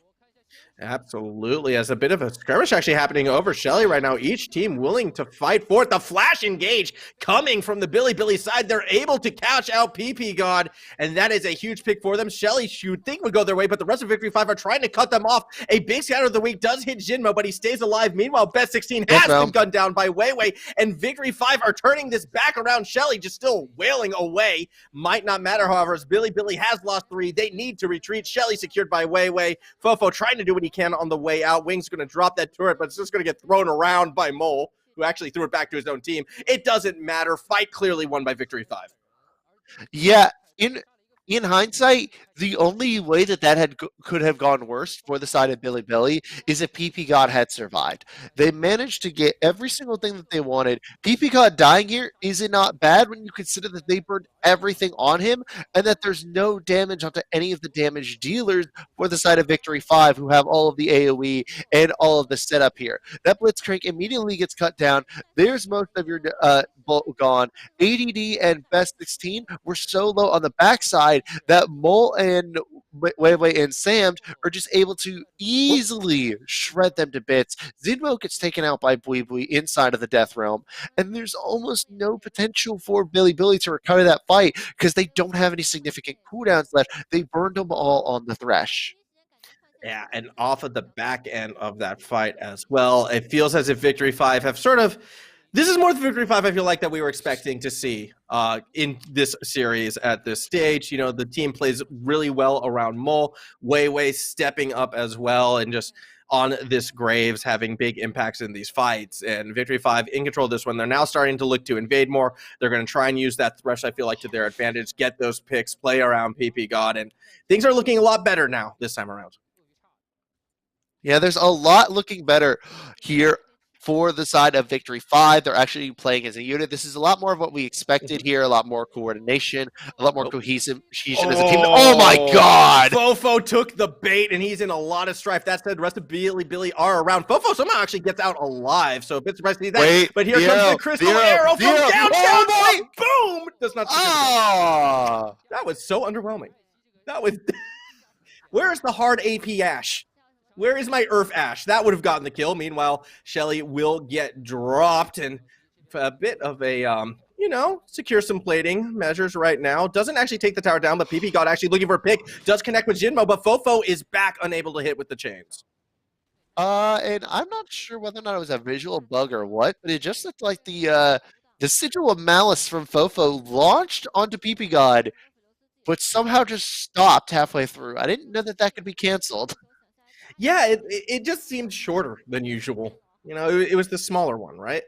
No, but it's the Sigil of Malice. It follows you through everything. It probably could have been a visual hiccup, I suppose, as we are continuing with this one. Sorry for the minor distraction right there. Cat just decided to jump on my lap and start scratching at my leg. She is off now. All is good in the world. Yumi, you're banned. Get out of here. Yeah, exactly. Yeah, disappointing clearly that there's no Yumis in this game. Speak for yourself. I'm tired of seeing Yumis, dude. I'm from NA where that's all we seem to know how to play is Yumi. Well, you said before Nautilus is the best support in the game. I actually am on the Yumi camp in this one. I feel Yumi. Oh no, I think it's a Thresh. I think he's. Oh. I think Nautilus is one of the best, but personally, I think Thresh is the best support in the game. Oh, fair enough. I'm sorry to have misquoted you. No, it's more so because and I think PP God is exploiting that very well this game. The Thresh has a lot of playmaking potential. He has a lot of denial, peel, engage, and ability to save his team out of sticky situations. He basically has that Tahm Kench effect where he can be that third summoner spell, except for unlike Tahm Kench, he actually has agency with the rest of his kit. He can help increase a high tempo composition to make it even better here. Whereas Tom Kench, you're basically just somebody messed up button. Oh, good. You see, here we go, playmaking. Yeah, here we see that playmaking, and they've already netted themselves one kill. Sam's just doing so much work on wings, but the damage not quite there yet. Fofo looking for a potential dive on the backline. Not going to see anything. Mole is the one people need to watch out for. If a Scatter of the Week connects, it should be another kill secured. A lot of pressure right now on this bot tower. Billy actually sticking around for the time being. Could be looking for a way back in, perhaps. I feel like it's very risky. They're trying to buy time for Jinmo to get down there, but it's not going to happen. Unleash power on the Fofo. Doesn't do a lot. Fofo, again, tries to find a way in, but does enough to scare the rest of Victory 5 away. Sand has a lantern. Okay, he's out. And again, that lantern is another tool where it's just like there's so much that PP God can do to influence this game. And it's just showing Zinmo, who was the man of the match the last game, at least in my book, even if he wasn't on screen, he's just not having the same effect on this Blitzcrank as he was on the Barda. But now Mole is in a good bit of trouble. Yeah, a follow-up flash right there from Best 16 to help secure that kill. So Best 16 able to find one back on the Olaf. Good to get him on that kill board right now. ADD as well, about to finish off that Cole, I believe. Just one more minion after this wave. That's a little bit annoying. However, he'll be getting a nice chunk of gold as well. So Billy definitely not out of the woods yet in this one. They're still finding their advantages. They're taking what they can. Be curious to see if they'll be able to continue maybe that small swing of momentum back into their favor. Yeah, and one thing to note, though, is that almost all of the tower plating that got taken was taken by Victory 5. I want to say that, did I just see that number as 9-0? I thought it was 7, actually, because I think it was 1-3-3, I believe. Oh, no, Okay. no, because it was... No, it might have been... I think it was maybe 1-4-3. It could have been 9-0, actually. Thinking back on it, because they definitely got 4 in the mid lane, so I definitely saw it wrong. My ADD has, or not my ADD, oh my gosh. Anyways, a good hook right there from Jinmo onto PP God right now. Wing's going to do what he can off of the flank. PP God is forced to flash over the wall to escape. A lot of action over this blue buff as a teleport into a quick lantern away for Bui, who again is teleporting in way too deep for his own good, fortunately. As mentioned before, the Thresh kind of has that get out of jail free button in his hands. PP God looking perhaps for another death sentence. Meanwhile, Bui may have caught out Wings, who should be able to get cut down by Sam, but it's actually Wei who does secure that kill, and another pick for Victory 5 should turn into some mid-tower pressure. Billy sticking around. I don't think they want back into this fight, although anything might happen if ADD can find a way in. Not going to happen in time as the tower falls. Yeah, and really, as soon as Wings dies, so does your team fighting potential. 200 years is all you have to rely on for a massive AoE team fight. Yes, the LeBlanc can deal some AoE damage, but she's still majorly single-target assassin focused. Same thing with the Olaf, same thing with the Renekton. And as soon as Wings dies, that really eliminated any potential for Billy to fight in a full multi-man skirmish. Absolutely. And then again, you always kind of question why they're sticking around situations like that. It's really just, I feel, to maybe bait someone for Victory 5 from trying to get a bit overexcited and overcommit in that instance. But Victory 5 showing the patience. They got the pick that they wanted. They knew Billy couldn't fight, and thus they take the tower. However, Wings is back up just in time for this next dragon, which will be an Infernal Drake, and both teams clearly have their eyes on it as everyone is on the bot half of the map. Yeah, right now the plays are starting to be set up here. And Zinmo is trying to see if he can find any fish to hook. See what he can do with that rod that he calls the rocket grab. See what he can get going. It looks like it's going to be a full-on 5v5. The Enchanted Crystal Arrow is available for the side of Victory 5. Dragon secured for Billy. Do they just get it and get out? Victory 5, I don't think they want that. Zinmo could be the target right now, does not get pulled back in. So a bit of a clean getaway for Billy as they get the target and get out. Or do they? Fofo tries to go back in. It gets absolutely wailed upon by Victory 5, or at least his clone does. The real Fofo is still kind of healthy. Yeah, either way, though, like Billy, I'm so surprised they're able to get that dragon and get out, only kind of losing a bot tower in response. Yeah, and losing this bot tower still just does show that Victory 5 still have the tempo in this game, in a game with a composition where Billy had to get high tempo early game. They had to start making plays, being aggressive, and executing their composition to the fullest extent. They have not done that thus far. They are at a 3,000 gold deficit, and every time that Victory 5, even when they don't get kills, they get something. They lost that Infernal Drake, but it doesn't exactly matter because because at the moment they still have the Mountain Drake in their pocket, so they're still like not out of. I say they're not in danger of Soul being the next Drake. They're fine. This Rift Herald, there's no towers taken on the side of Billy Billy, so it's actually okay to give this up here. You don't have to fight, but reasonably you actually could, even though you don't have the ability to teleport Bui Bui in. Yeah, I think that lack of teleport right there should mean that Billy Billy will secure that Rift Herald. And although Victory 5, it should be worth noting, though, like they are winning a lot of these fights, and in a lot of ways things are going for them. But if you're taking a look at neutral objective, it would be, Billy Billy, I suppose, up 3-2 as one Herald does go to each side. I'm a little bit surprised by that, as the rocket grab is just going to grab way right now. A bit of a death push situation. Might actually be able to escape. No flash available, but the lantern from downtown will be There's able to that third summoner out. spell. Yeah. Flash and Lantern gets them out. Fofo, meanwhile, and Mole gonna poke at each other, get a bit of damage. Say hi, how you going? Very unfortunate for Billy Billy that they don't get that kill.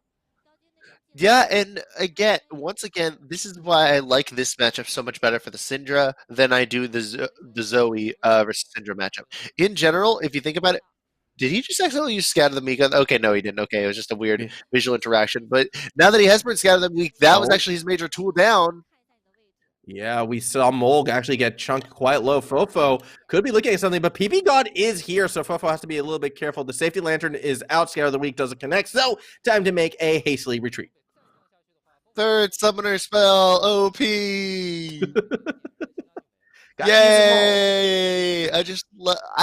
To be honest though, I do think that Thresh is still a lot more balanced than a lot of the other, of the quote unquote broken champions at the moment. I think support role is very good, and I really do like the ability that PP God has shown to execute this champion and create so much impact on the map. The supports in games, say in the past 2 games, have really been showing their stuff, and they have been providing so much utility and so much value to their teams. And speaking of value, one pick I would like to highlight here is SamD's Ashe. It hasn't been doing like a lot of front end damage, but the consistent extended DPS has been absolutely immaculate from that Ashe thus far in this game, and has been great to not only help win these fights, but also to pressure out in the side lanes and take down these towers. Yeah, and I also feel, just by having an Ashe on the board as well with the PP God on the Thresh, it's actually interesting to see Jinmo, the one paying the QSS tax in this game thus far. Don't usually see that on supports, I feel like. Well, so, okay, I believe that the reason for that is because it is not... Well, we all know about the mythical Malzahar tax. So, because Malzahar hasn't been played in like 6 years, I guess we could call this the Ashe tax. Yeah. But again, it's just unusual to see on the Blitzcrank.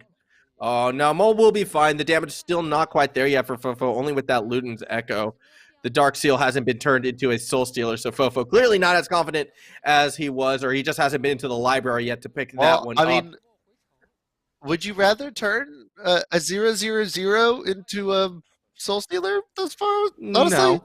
Well, look, there's confidence, and then there's overconfidence, and then there's Fofo confidence, and I want to see that Soul Stealer. I don't know. Again, I like to live life on the edge. I live dangerously. I put pineapple on my pizzas, and I get my Soul Stealers when I am 0/0/0. Pause. That's not living dangerously. That's just furthering the comment I made earlier about having no taste. True. It's an oceanic taste. It's a symptom of the region I live in. As Fofo looking for a way to. I guess it's the convict effect. Absolutely. ADD as well, actually kind of getting caught up by Blibui. Oh, wow. Take him to the death realm. So definitely wanting to go one-on-one with the big Gator one. Fofo on the back end is going to show up. Oh, the Enchanted Crystal Arrow is blocked by Fofo, but he's going to pay the price. A great Scatter of the Week connects with 2 from Mold. They're not going to turn it into a second kill, however, as Best 16 is starting to wail away at some towers. Second Dragon secured by Victory 5. Action happening left, right, and center, and we might not be done because Victory 5 looking to cut off the retreat of Billy Billy. And overall, that situation, I would actually consider it a little bit of a win for Billy Billy, because they do relieve a little bit of the pressure that they had off in the mid lane, probably the most vital lane in this game because of its short distance to each other. I get that the 2 kills might provide a little bit more inherent gold, I believe, but at the same time, by opening up the map through that middle lane off the back of this, that was actually a very good response from Billy. They knew that ADD and Fofo were probably dead as soon as that arrow hit. That stun lock was just ridiculous, and there was really no opportunity for Billy to reply other than just to take that tower. So good move by the blue side on Billy to get something off the back. Absolutely, but Mold Scatter the Weak at the end of that fight was an absolute thing of beauty. There's a reason why he was the sole surviving member of Victory 5, and it's plays like that, I feel, that keeps him about. Billy, though, showing some of that same maturity, as you mentioned just before from that game 1. They are still trying to find the best of bad situations. It's keeping them competitive in this game. Like, you'd be actually surprised to see only a 2K differential if the gold were blocked out, but you only saw all the other stats right now in this one. In particular, the tower plating from before. So still a very even game, although tempo and playmaking definitely needs to be leaning towards the Victory 5 side in this one. Yeah, and I think a lot of the reason that Victory 5 are being able to win is because the tempo from Fofo in particular, it's just non-existent, dude. I mean, like, I know you love Fofo, but yeah, I mean, he hasn't done a damn thing this game. Look, he's still sitting at 0-0-0 with like a freaking 7 CS lead to a 3-1 Syndra. Perfect KDA. No. That's what we call no KDA. That's what we call a Bjergsen. And is Bjergsen not considered one of the best mid laners in NA? I digress. Best 16 thinks he might have cut out PP God. Good sidestep of the death sentence, but Wei has arrived, and with that smoke screen, you would think it would scare Billy off, but they're still hanging around because backup is just behind him. Enchanted Crystal Arrow actually being used to try and cut off that escape, but kind of overshot it a bit. Wings forced the flash, though. He's caught in a terrible position right now, and he's going to go down 200 years, more like 20 seconds, because he's gone for the next 40. I should have said 40 seconds. My bad. Either way, ADD is going to be the next one to fall in this one. Another big share of the week helps secure that kill, although Sam is the one who picks it up. And with 2 members down, Victory 5, they're looking at Baron. Yeah, and that was another beautiful scat of the meat from Mole there, splitting the uprights, splitting the map, and then splitting apart Billy. Wings died first, then ADD, opening it up the opportunity to take this Baron. It's not the fastest Baron in the world, but you know what? They will still get it down with great ease here. There is no opportunity for response from Billy. And I feel like, that's the second time Wings has just been kind of caught out in these really awkward positions on this Aphelios right now in this game. It's kind of equated to both of his deaths, and each time it just results in such a massive loss of map pressure on this Billy side. First time they kind of lost the mid tower. This time they actually lose the Baron, which is significantly worse than a tier 1 mid tower. I digress, though. What is Wings doing there? Bweeby just flashes in, throws him straight into the death, and then that's it. You asked what he's doing? He is dying. Yeah, I mean, when you get dragged to the death realm, that's the only thing that happens there, right? Death. So I suppose it makes sense. I don't know. That's not really where I want to go on holiday, especially this time of year. No, especially because that would mean Mordekaiser would be taking my soul, adding me to his undead army, and then he'd be using me to help try and take over all of Runeterra later. Yeah, but you might not have to wear a face mask. No, I would instead be wearing a spectral mask because I would be dead. True. Yeah, that's a bit worse. For those of you that don't know, I'm the lore guy in the community, so it's like that just concept is terrifying. Yeah, who's actually more terrifying to you, Mordekaiser or Thresh? Because that lantern is pretty messed up as well. Ooh, that's actually a tough one because Thresh is one sick son of a gun. He is. But if we're talking about like raw power, Mordekaiser definitely. But in terms of just raw messed upness, it's Thresh. What is the name of the movies that like Pinhead is in? The horror movies? Hellraiser. Hellraiser. Yeah, see, that is like, I feel that's what happens in Mordekaiser's lantern. Like in the game, it's like, oh, the lantern is that symbol of life. You grab it and escape. No. You wind up in that lantern and you learn, new definitions of pleasure and pain. In the lore, it's basically hell. Yeah. You might as well just be in hell if you're in that lantern. Senna goes at length to say it's like, Yeah, it's like existing without existing, without being able to feel your own pain, without being able to feel your own body. It's just, Hmm. it's a terrifying concept to think about Thresh's lantern, and how the hell the Riot Riders made something so terrifying out of a dude that's supposed to be, a A support. playmaking, inciting character. Well, my favorite thing about that all too is just like Senna came out of that, actually pretty well adjusted, all things considered. Like, I mean, I'm sure she's not 100%, but she seems to be doing all right as Victory 5 continuing to get a bit of siege in right now. That tower's quite low, but Billy's presence is enough to push Victory 5 back for at least one more wave. This is going to be a dicey situation for the blue side right now. Curious to see if Victory 5 are going to try to pull the trigger, try and find that fight. They are stepping forward, and Billy will back away and concede that tower, but Boy's not done trying to get to best 16, not going to find him, and they'll back off for now. Yeah, whereas last game was all about Billy's ability to skirmish and then siege a objective, right now it is all about Victory 5's ability to take uneven fights in this game.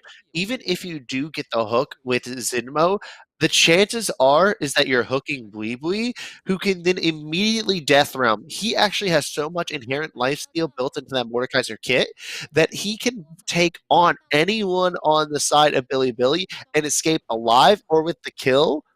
And speaking of kills and such, I would like to point out that finally Fofo did something. He got an Yep. assist. 001. Good number. I mean, exactly. See, so he is more than a greater mobile ward in this game. He has assisted in a kill. There's a reason why, Fofo is a strong player, but I digress. My whole point with Fofo has always been when he's performing, the team does well. When he's invisible, the team tends to struggle. And Yeah. I'm not seeing anything in this game to sort of change my thesis on this one thus far, as he has been very uninvolved in this game. And Billy, as a result, have been struggling. Best 16 hasn't really been able to accelerate this Olaf to a stage where he can just push Ragnarok and run at people. The bot lane obviously had that disastrous start. Now both of them have had to pay that QSS tax, putting them even sort of further behind in this gold race. And really for Billy, they've just got to weather the storm for as long as possible. But even in the scaling game, they aren't necessarily in the best place outside of Wings. I would say they still get outscaled. Like, even if you consider Wings, Ashe is traditionally a late scaling AD carry whose entire point is to build crit and then start wailing away rapid fire machine gun with those arrows at every single point in the game. Graves is one of the single best scaling junglers in the game with the change to jungle XP and the way that he can burst out his damage with the Death's Dance and the Black Cleaver. The Mordekaiser is one of the best late game juggernauts just because he will build up so much AP while still being able to tank all of your damage and still get tank stats from your ultimate. Then you have Syndra, who's just Syndra. What more explanation do you need? Whereas on the flip side, you have Renekton, who is already at the point he is outscaled, even with Death Dance. Eat your heart out, people who said that it's an instant win. Olaf, who can't really keep pace with the damage at all. The LeBlanc, which has been absolutely irrelevant here. And then the Aphelios, 200 years, 0-2, my friend. Yeah, you kind of feel like you almost want to flip those numbers around, make it 220 years in this one. Maybe he'd be having a bit of a better game. As it stands right now, Fofo going in on Mole will get chunked out, but the rest of the fight is happening down below. PP God did catch out Zinmo, who's just barely able to escape, but ADD is the true target. Down he goes, the sixth death of the game for the Renekton. Fofo gets sent to the death realm right now. We should be able to easily secure this one as the rest of the team push forward to support him when they escape. Fofo actually survives momentarily, but is flayed back into the mosh pit, and down he falls. Victory 5 continuing to push forward, at least for now. The tower will push them out as there is no minion wave, but Baron looking mighty juicy for this squad of 5. Yeah, and overall, the side of Victory 5, they are just executing their composition better. BLG have hit the point where they have been massively outscaled. This is only a matter of time before they lose, and this is going to go to a game 3. And the interesting aspect about this is that the Aphelios is the common denominator between both games. The Aphelios on blue side has lost both games thus far this series. Yeah, that is actually super fascinating. 200 years, not really the meme that's working this one. That rocket grab, absolutely phenomenal right there, as you saw pulling PP God in, but unfortunately really wasn't going to turn the tides of this fight as Fofo was taken to the death room, and at that stage it's over. Meanwhile, Infernal Drake is going to get itself secured by Billy, but the Enchanted Crystal Arrow is going to connect on the best 16. Ragnarok popped. That's a pretty critical ultimate gone. Here comes the cutoff as well from PP God as well as Sam, and Billy, they're running straight into it. Wings in that front line, gets burst a bit, but stays alive. On the back end comes ADD and Fofo, who actually is able to get onto Sam, but does not have the damage to bring him down. ADD goes golden, will get shot down by Sam, as down below, the rest of Victory 5 just gets rid of everyone else from Billy. There is 4 down, and I think Victory 5 might be looking to end. What did I say? Machine Gun Ash coming in clutch, scaling up, having the crit, having the damage to just shred people, and then there we go again. Sam just basically destroys Fofo there, and that is going to be the game in favor of Victory 5. Yeah, Victory 5, a complete turnaround from game number 1. Much more what we were expecting coming into this series. 2 players on there with perfect scores. Sam as well as Wei having beautiful 0-death games. The Nexus towers come crumbling down. The Nexus will be next. I don't think Jinmo can go Jin mode on this one and go 1v5. So we have ourselves a proper game number 3 coming. Yes, we do. And unlike the first game, that was more of what we expected out of Victory 5. They were much more cohesive as a unit. They didn't let the snowball get out of control. Overall, it seems like the Bard was the problem in game 1 combined with the Zoe. And I think once you eliminate one aspect of that composition from game 1, it doesn't exactly have that same repeatability. In this case, it was the Ezreal, as my camera appears to have died. I don't know. I mean, there we go. Hey, you're back. I don't know what time it is in NA right now. Maybe it could have been nighttime. And just it is 5:30 in the morning. Has the sun risen? Let me check. Okay, well, while you're checking that, I think just the other point I kind of want to bring up in this one, I suppose, and again, this could be me maybe looking at the game in the wrong way, but it feels like 2 games in a row, the more proactive team trying to make that first play kind of has had it come against them, and that's kind of been what's opened the door for the rest of the game to follow through in this. Yeah. Also, in particular with Billy, the team comp that they picked this time around, it felt a lot more narrow. They didn't have sort of that flexibility that they had in that first game, and they were trying to double down on sort of like, let's rush down our opponents, let's play to the strengths that we thought we showed without any fallback plan, and that lack of fallback plan really bit them.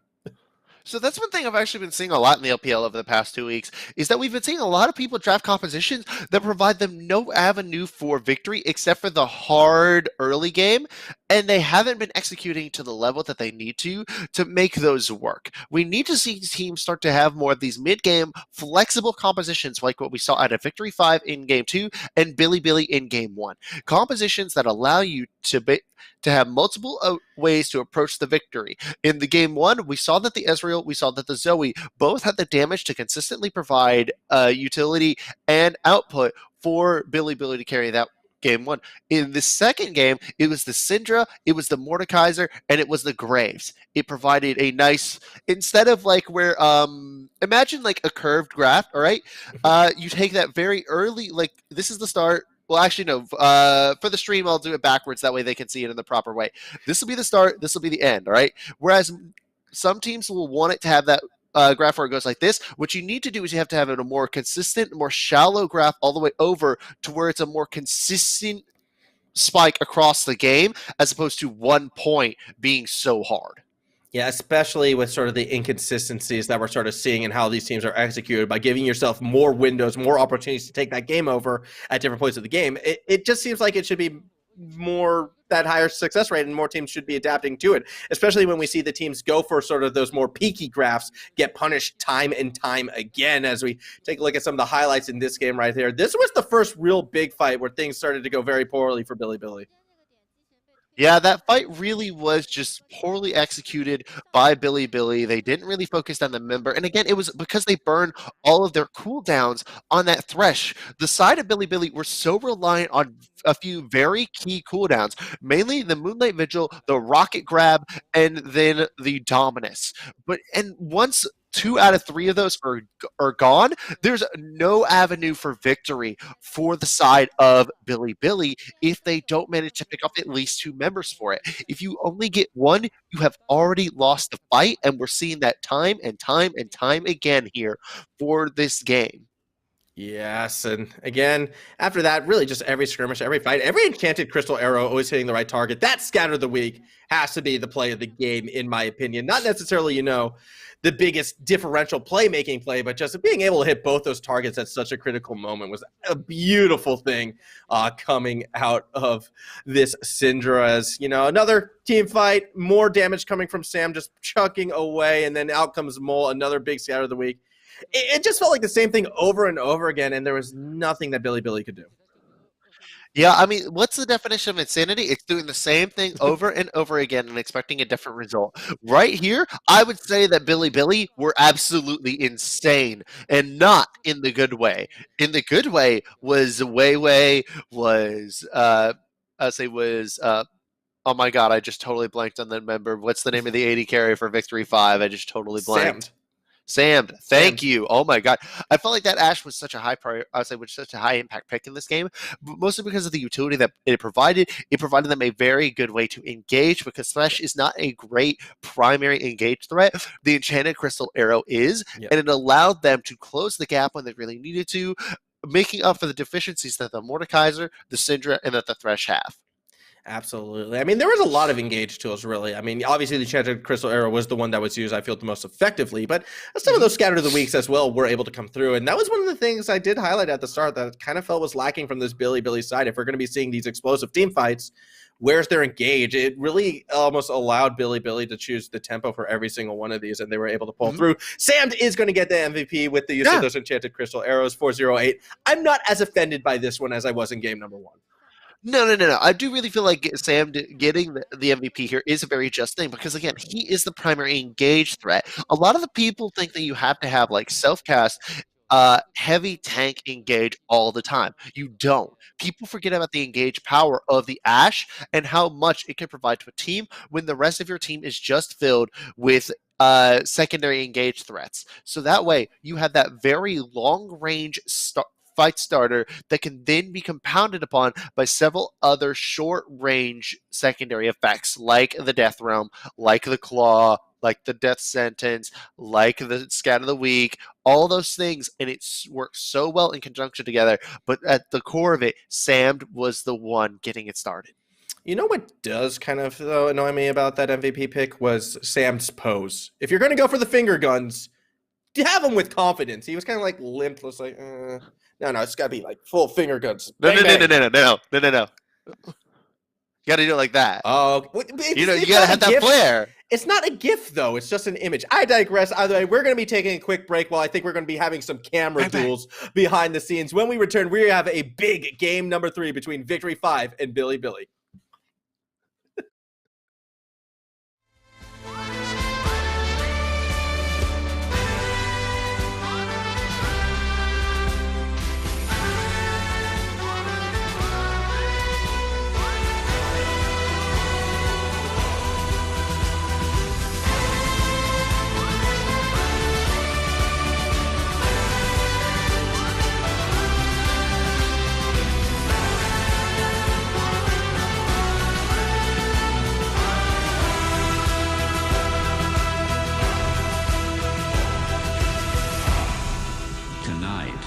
Unsettling tone lingers in the air.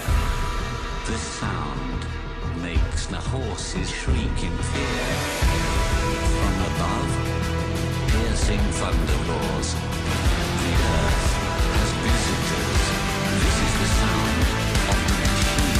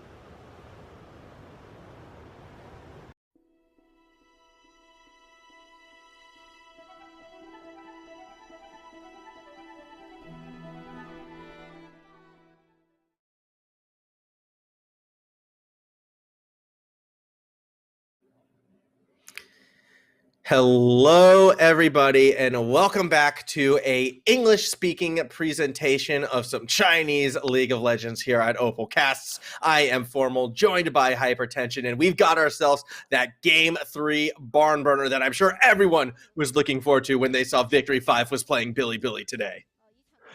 Yeah, absolutely not, honestly.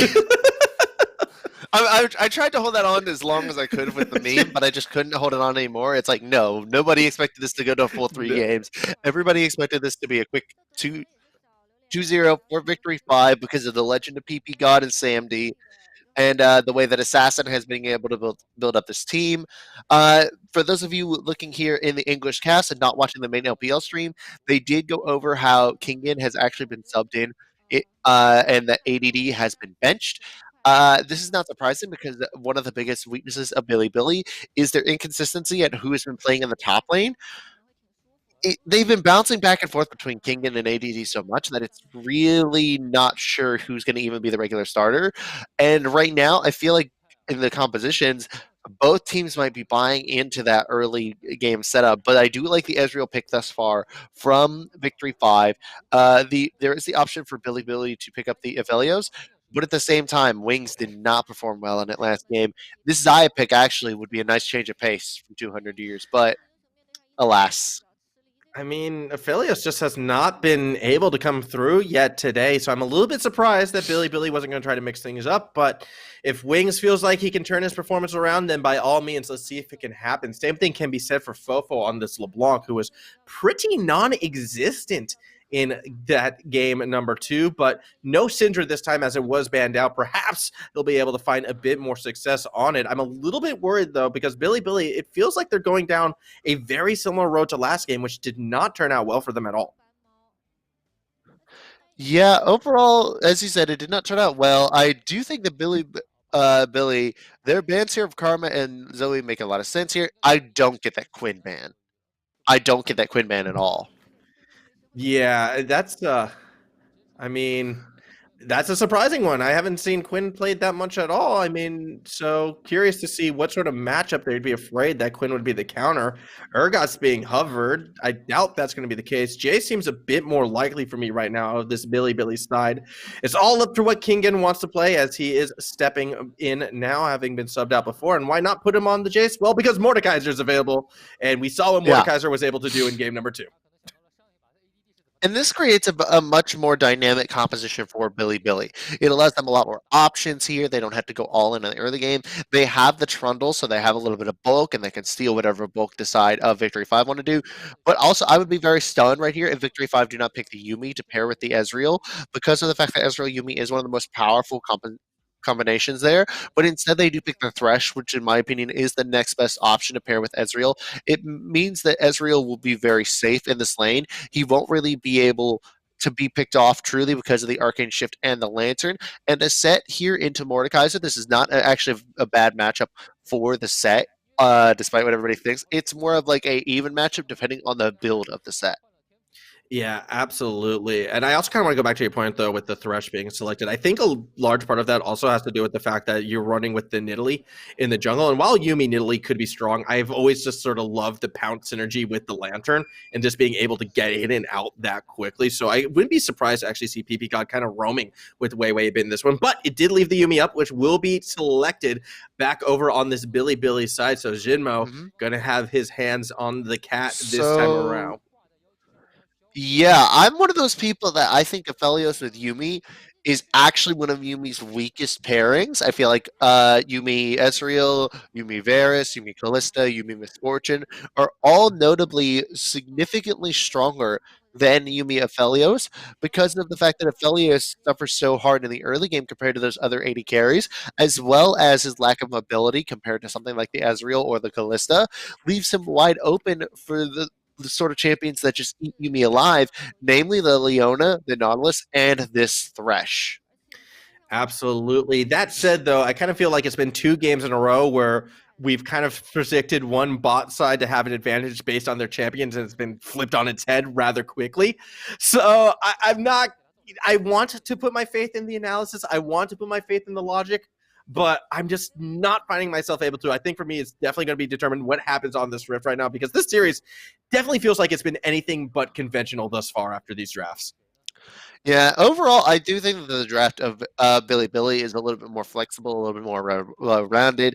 They got more of what could be considered the power picks of this meta in the fact that they got Trundle, LeBlanc, Mordekaiser, Aphelios, Yumi. Like again, all of those are like among the top power champions. But the fact also that there is a set in the mid lane, I'm not necessarily fond of it. Again, originally when I started talking about that set versus Mordekaiser, I was assuming that they would swap the Renekton into the mid lane, but obviously that has not happened. Yeah, I'm very curious by that one as well. I have to admit, I know next to nothing about the Set LeBlanc matchup. This is going to be a new one. So I actually do, believe it or not. Awesome. I had a buddy who was determined to try Set in every role against every matchup he possibly could, right about when he came out. And unfortunately for him, one of his first matchups was against the LeBlanc. So LeBlanc is actually one of the matchups for Set where he doesn't really have any kill pressure almost whatsoever, just because of the fact that she can distortion back. Even if he does manage to land the face breaker, the distortion run back time is so long that it's not easy for Set to really just pick up a kill. Generally, you want to take the ghost, which he does look like the Mole did, to be able to chase down after that. But again, you will always be on the back foot in terms of the chase potential, especially when Ghost is on cooldown. I mean, he has the phase rush as well, so there is a fair bit of mobility right there. I do have to agree, though, like, just the theory behind it has me feel that Mole might struggle against Fofo in this one, which means by all, sense of logic and, results-based analysis that we've seen so far in this series, I expect Mole to utterly dominate this lane somehow by getting some crazy advantage from an avenue. Maybe a way gank, I don't know. But I just don't believe the drafts are going to play out like we expect them to anymore. That trust has been broken to me right now. Yeah, overall, it's just a very weird situation for both teams. Again, I'm not used to seeing Set in the mid lane.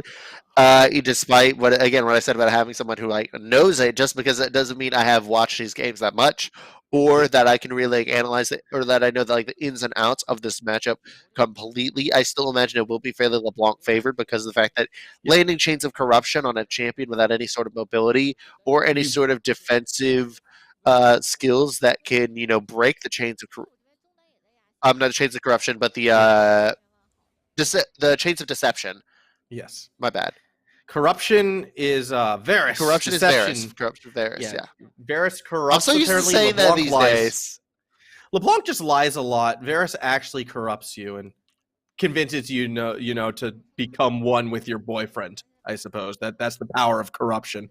I guess very unique. And a 3,000-year-old Darkin who is hell bent on murdering anything and everyone. Ethereal Chains. That is the name of the LeBlanc Z. Ethereal chains. Okay, there we go. And yeah, in regards to that last part, though, that's the fine print underneath. Okay, you're not supposed to actually read that part. All right, it's a romantic thing, not an evil thing.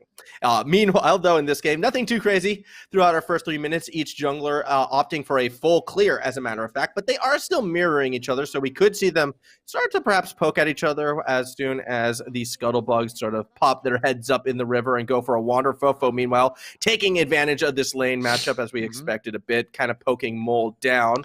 Has the ability to roam up as well should Best 16 look to challenge this Scuttlebug, but instead, they're actually going to be quite content to give it over. Yeah, and again, one thing about this set that he can abuse that most champions actually can't in the mid lane is that he does not utilize mana. Instead, he just is completely reliant on cooldowns, very similar to a Riven, very similar to this Mordekaiser in the top lane. It gives him a unique advantage over the LeBlanc in the fact whereas she needs to spam abilities to be able to truly AoE clear a wave, Set can just hard push the wave and demand that the LeBlanc burn her mana pool purely by existing here. And here comes the Ghost. Yeah, we've seen this before. Once again, the Billy top laner getting ganked, but this time around, teleport is available, and that's going to be used to scare Victory 5 away. Best 16 around as well. Could be looking for a potential re-engage, but too much distance between the teams means Best 16 will instead opt for that reset. A lot of action up the top lane early in these games thus far. That's a terrible death sentence. That's not going to pay out well for one PP goddess Jinmo. Actually getting a couple autos in on the Yumi, not doing too much. Wings zoning Sammed out of this fight. Unfortunately for Billy, the wave is against him, and they will have to retreat. Hello, Chicago Bears. I think I found your next kicker. Oh, meanwhile, Kingjin and Buibui are going to go all in on each other. Buibui wins a solo kill. Kingjin had no reason to take. Yeah, and that was a very questionable situation, particularly because the Mordekaiser doesn't really have an advantage over the Renekton until after level 6 when he gets into the Death Realm and he gets that ability to, lock Renekton in, decrease his slipperiness. Pre-level 6 is Renekton's bread and butter. Why would you take that fight? Yeah, that was super bizarre from Kingjin right there. And more top lane inconsistencies, it seems like, early in this game for Billy. Billy, great flash engage coming from Mole, gets the flash out of Fofo. Not quite timed correctly with the death sentence, unfortunately. So they're not able to secure that kill, but you talked about it, how beforehand it's like how you just expected the drafts to be subverted, and thus far they are. And look at the continued focus into the top lane. yeah, Kingjin again just being dove upon. They don't even care that Best 16 is here. They're going to get the kill and try to get out. Mole just getting beaten with that club, but with no tower aggro on him. Victory 5 able to walk away scot-free, and Victory 5 off to a very hot start, particularly on the top half of the map. Now, Yuumi has arrived with Best 16, but they're not going to be able to catch Weiwei. No way, unless Weiwei goes back in. Yeah, okay. You talked about it beforehand.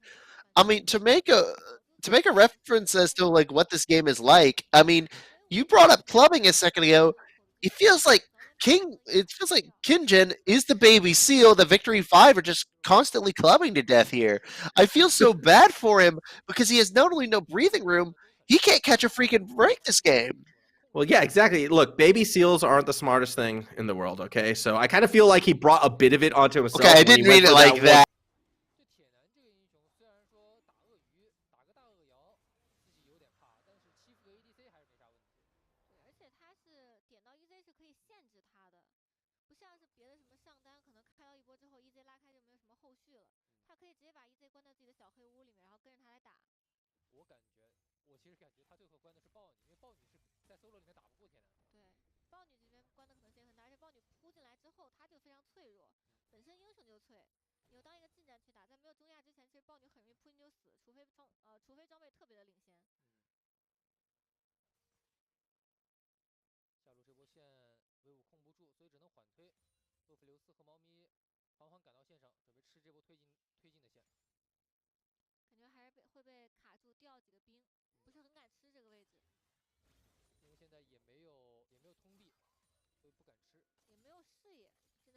I think I've caught back up right now. As, refresh your VMix call and it. Yeah, I'm in. I'm watching right now as Wings is trying to clear out some waves. Best 16 has arrived as well. He's jumping on a PP God. Flash for flash at the moment, but Sam on his own gets stopped by the pillar. Great play by Best 16. Gets the flash out of Sam at the end of the day, so they're not able to turn it into a kill, but a wonderful little interaction right there for Billy.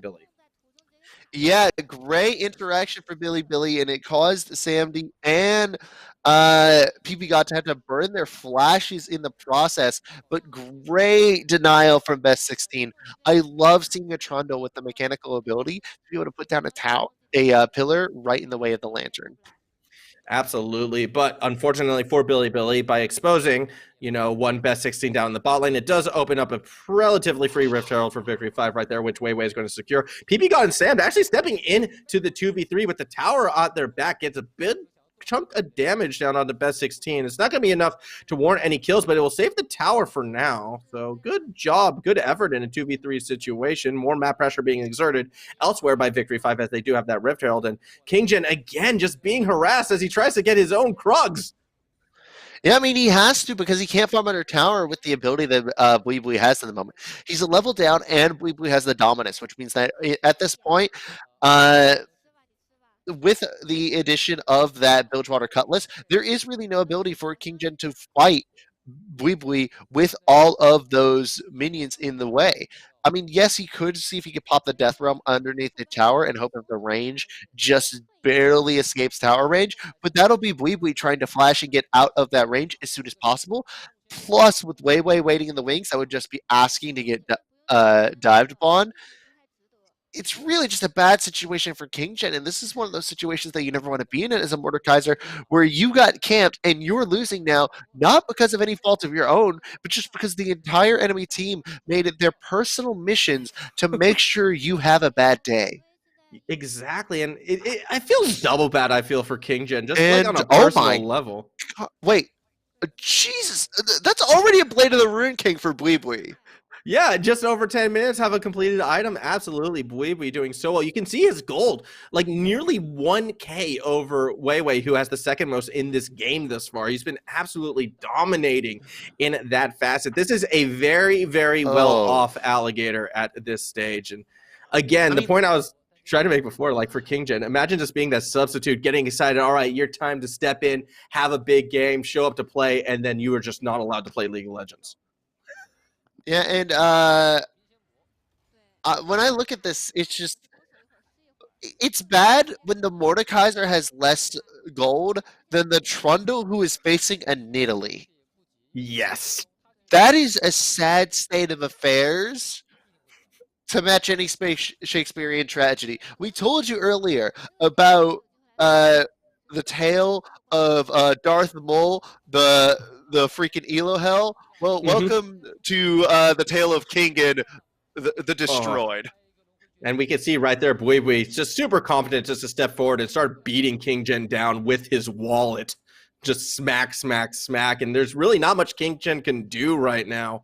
Elsewhere in the map, though, Victory 5, you know, they're going to go ahead and take advantage of the 2v1 situation up top, drop that Rift Herald in the mid lane, and that will be a mid-brick falling, the first of the game with the tower platings, all of them going over to Mole and Weiwei, as well as this lead is starting to get accelerated. The showstopper pulling poor Best 16 in a bad situation, and the pillar stopping the escape means another kill goes to Victory 5. But yeah, Best 16 got put to rest by the side of Victory 5. There was so much lockdown, so much consistent CC there, plus the damage from Mole and Weiwei. Overall, we talked about how in draft that BLG had the better, more well-rounded composition. But Victory 5 are doing something that I actually haven't seen from an LPL team out of the ones I've casted, and they're executing a high-tempo composition with stunning efficiency, and then, of course, immediately PP God gets caught. Well, you know, no one is perfect, okay? Everyone has off days. Even gods can sometimes bleed as he does get cut down in that dragon pit. It will be a second dragon actually going Billy's way, which is a little bit surprising considering the tempo of this game. However, with so much effort being put to kind of keep King Jin from playing the game, it's actually not that surprising when you think about it. However, really, there was no excuse for PP God to get caught. Yeah, and this might be a game where I don't think Dragon Soul even really matters, except for as a way to access the Elder Drake. There's really only two ultimates in this game that demand those Cloud Dragons, and that would be the Moonlight Vigil and the Final Chapter. But even then, it's like those are on such a low cooldown to begin with that I don't think you really care about the Cloud Drakes. This is probably the worst Drake setup that could have happened for these two compositions. Yeah, absolutely. And it's a little bit of a heartbreak, I suppose, for Billy in particular, who would be sort of trying to rely on that Dragon Snowball. I'm sure they would have loved that Ocean Drake to start popping up now, Yeah. as unfortunately for them, this top side going from bad to worse as everyone from Victory 5 just sort of hanging about, taking over this jungle, making sure it is theirs, especially, you know, with the second Rift Herald, which could be spawning soon. Fofo trying to get what he can, has to be careful of that death sentence and back away. And for Billy, already over 5K down before that 15-minute mark, they've got to be so cautious in how they approach this game moving forward. Yeah, and really, Okay. Might have Sam? something here. Sammed in a bit of trouble. Has flash available, though, and will escape. Good time to go for that play, though, as the rest of Victory 5 seem to be resetting on the top half of the map. Fofo, though, going to go one-on-one with Mole. Actually looking to kind of press this fight right now. Mole has to be cautious, and he will be able to walk away. And look at the difference in the plates for these teams. And oh no, this could actually be bad. It could be bad. Mole drops the showstopper, but gets out before King Jin can drop the death realm. But even then, though, how much could have King Jin really supplied to that fight? Let's see. He's 0-2, so I'm going to guess about 313 gold. Yeah, fair enough. Exactly. You know, sick Mole double kill plays perhaps could have been the play right there. Fofo having a bit more of effect than he did have in game number 2. I will give credit to the LeBlanc for that one. Yeah, the LeBlanc did actually pull that off really well from Fofo. I mean, Fofo has already had more impact on this game than he did through almost like 25 minutes of game two, namely because he does have a kill. He does have an avenue of gold here. Uh, I would like to see them put their foot on the gas a little bit more, particularly Mhm. because we're starting to hit those spikes right at that 1 to 2 item points here Oh. for Victory 5, where they're going to start snowballing heavily into this mid game. Yeah, that would be the case. And you're starting to see it right now a bit more from Billy as well, as they're starting to get more and more specifically on their strong side of the map, which would be the bot side right now, finally getting that tower with help from, even though he wasn't on the screen, best 16, the pressure he was applying down there definitely helped provide Wings a bit of that comfort to be able to gun it down. So we're starting to see, some semblance of Billy. They understand how they have to play this map, where their avenues are to really get back into this game. The big question is it too little too late? Can Victory 5 actually start to quicken this pace and close this out? Or will they start to slow down a bit? And can Billy actually claw their way back into this one? So the answer to that is yes, they can. They do have the far better scaling, and because of the fact that this is going to be a full tank set here in the mid lane, that is going to give Trundle actually a really, really nice target to put down the subject in on. However, if he does do that, he's going to be a great target for the showstopper. So on the flip side, it will be sort of that double-edged sword for best 16 to be within range of Mole. But on the flip side, the Aphelios will scale better for the team fight data carry than will the Ezreal, despite him being very good in the late game as well. But overall, the final chapter will be a very good tool to start off team fights. You'll be able to death roam someone out. The LeBlanc's damage will not be insignificant come the late game, even though it will not be super great. But it will be far better than what you can expect out of the Nidalee or the Renekton here, who are really going to be only great for the poke and the split push game. I really see this game as having a clock here with past 30 minutes. Billy should actually be able to take the game back into their hands, even with the goal deficit that they have. And I think, that's kind of one of the benefits that Billy kind of, and luxury almost, that they gave to themselves by getting those first 2 Drakes of the game. Yes, the Dragon Soul isn't that important, but imagine if it was Victory 5 sitting 2 Drakes away right now from getting that soul. It would be forcing Billy to kind of force these upcoming fights and possibly put themselves in a worse situation because of that gold deficit right now. However, because they are kind of waiting for that late game clock, it's okay if they give away 1 or 2 of these dragons, especially because they're Cloud Drakes, meaning that they're not necessarily the most impactful at this stage of the game. So a little bit beneficial for Billy on that side. However, with Shelly being dropped on the bot half of the map, that, it's starting to get a bit tougher and tougher for Billy in this one. They are starting to run out of options, and the pressure of this game is slowly building. Yeah, it really is. And that is only magnified by the sheer amount of gold that's on the members of Victory 5 here as they start off. Showstopper does catch out Fofo, who's not going to be able to get out of this one. One thing, PP God trying to stay on, but Fofo's already way out on the backside. Meanwhile, Kingjin going into the death round. He's taking Sam with him, and it looks like Kingjin is actually going to win this fight. Wings on the back end as well, getting That's a lot huge. of autos through Kingjin, still on the back end as well. But take a look up above, because Boy is slicing and dicing his way to a team fight victory. The end of it all, it's only a 2-for-1. However, it is Victory 5 with no members standing. Or are they? Fofo back into this one, unable to burst down PP God. Yeah, and I think PP God actually had a disconnection issue there because he just seemed to stop and just stand still for a moment for some strange reason. But overall here, it is going to net another objective for the side of Victory 5. It's going to net them another team fight win, and it's going to net them another objective here. They get the Cloud Drake. And overall, let's take a look at this replay because the way that this starts off here, great face breaker from Mole. Good setup. Got Fofo, but unfortunately, that's the clone.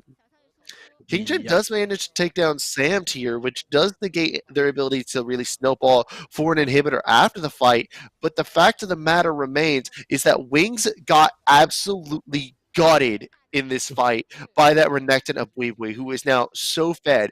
A 3-0-1 Renekton with the, oh no, he bought an Executioner's Culling. I feel so bad for Kingjin. just keep piling it on. just keep piling it on as Mole looks to be in an interesting situation, 1v3, but is still standing tall. The confidence on this player right now.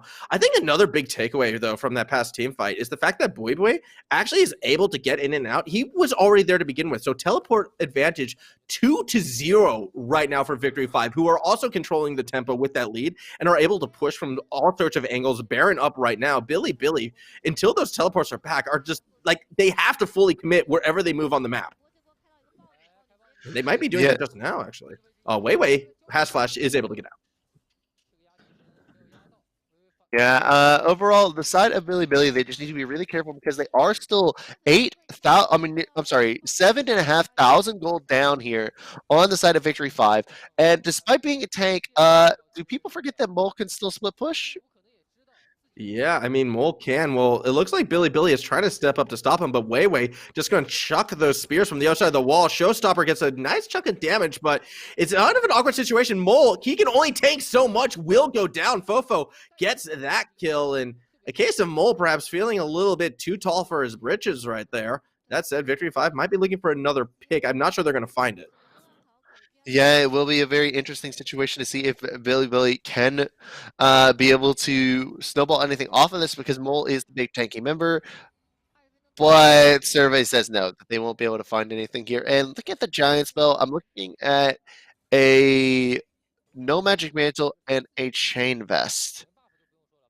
And a QSS. I'm trying to figure out what the hell Mole is building. Just wants stuff. Look, okay, he loaded up his TFT game, and it's the one where after every time you kill a minion, you just get a random item, and you have to make do with what you get. I think that's what's happened with Mole right now in this one. So he's got a bunch of stuff. Could maybe turn it into a red buff if he's lucky. Upgrading that no magic mantle right there. That'd be pretty nice for him. Definitely a lot of options still for Mole in this.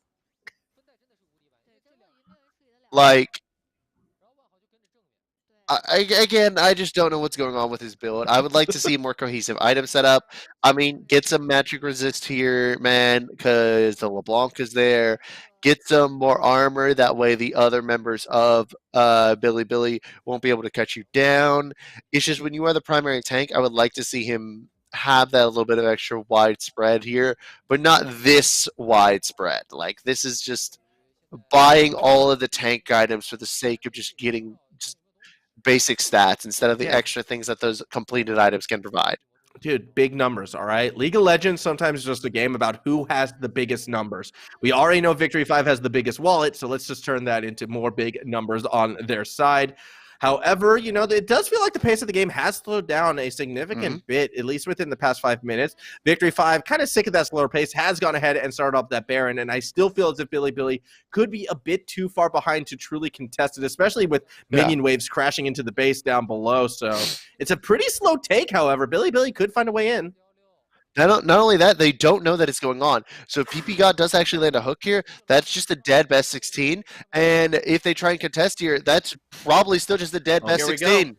Yeah, that's dead. Showstopper is immediately used. Fofo is actually the first one gone, courtesy of Sam. Baron is secured. Teleport coming in of too little, too late. King Jin just arrives and needs a spear to the face. Wings on the flip, and it's just being zoned out by Wei as poor King Jin. Yes, he can go to the death run, but when he returns, there's just going to be a whole lot of Victory 5 members. Is able to take out Mole, but then pays for it with his life. So another 2-for-1 in favor of Victory 5, but the big prize, the Baron, goes over to the blue side.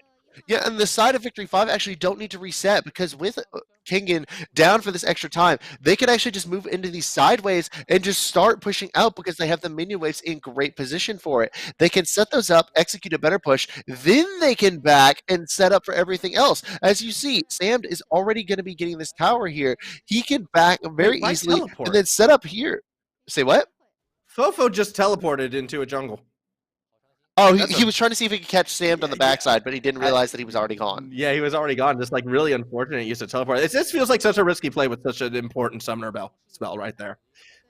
Very unfortunate. Oh, a bit of the replay right now. We can see Fofo this securing that. Was like 5 minutes ago.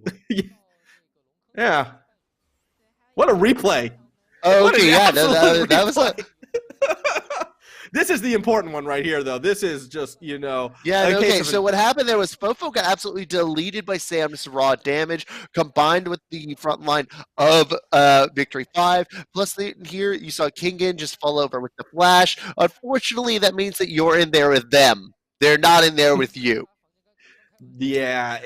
Look, I think, King Gen, when you're having a game like this where And you've been not allowed to play League of Legends for the first 16 minutes of the game, you take what you can get, and if you give your life for it, you know what? Hey, at least I got Mole down. It's a moral victory. Maybe not what the team is looking for, but a moral victory nonetheless, and it is one less Baron Yeah. buff, I suppose. So one thing about that also is that with Sam picking up the kill, that means that he was actually able to finish his death stance, meaning that this Ezreal is actually at the most powerful stage of the game for him. He has the death stance, he has the Iceborne Gauntlet, and he has that Mirror Mana. That is so much damage output here on this Ezreal that it's going to be very hard to end up killing him or really being able to match his DPS, even if you are 200 years on the other side of the map. I also love, Yeah. that is now just the nickname for Aphelios. Yeah, That meme started about Wukong, but the 200 years thing has developed into the Aphelios thing. Absolutely. And speaking of Aphelios, he's just getting chunked out of this one despite the healing from Zinmo. However, the showstopper into the backline from Mole might be the catalyst to end this game. You can see the Lost Chapter trying to hold way back from pushing further, but those cannons are doing so much damage to the inhibitor. Are you As the fight there? continues. There goes Wings, who was way too deep, and Buibui again just cuts him completely out. King Gen is looking for revenge, taking Buibui to the death realm, but Buibui comes out alive. That might do it for this game. 2 inhibitors down. As you can see, more pressure being put on from Victory 5. Fofo is still alive, though. Gets hit by the Death Sentence, flayed back into the mosh pit. Fofo is just able to escape, but it comes at the cost of another Nexus Tower. Best 16. It's his turn to face the wrath of Victory 5. How does he survive the play? The answer is he doesn't. Death Sentence catches Fofo on the back end. That's going to be 4 kills. That's going to be the game as Victory 5 takes this one in 3. That was one of the worst approaches to a base defense I have ever seen in my life. I'm sorry, but when they have the replays of this, I want to go ahead and dissect this. Not break it down. I want to dissect this because I want to cut into Billy for how trash that base defense was. I'm sorry. The positioning and decision making there by Billy to end off that game removed any potential that they could have had to come back into it. One, why was Wing on the other side of Victory 5 from his entire team as the Aphelios? I did not understand that one. And then, out of all people to pull into the Death Realm, there is one person that you didn't need to pull into the Death Realm. And that is the freaking 4-0 Renekton. Who did he pull into the Death Realm? It was the freaking 0-4 Renekton.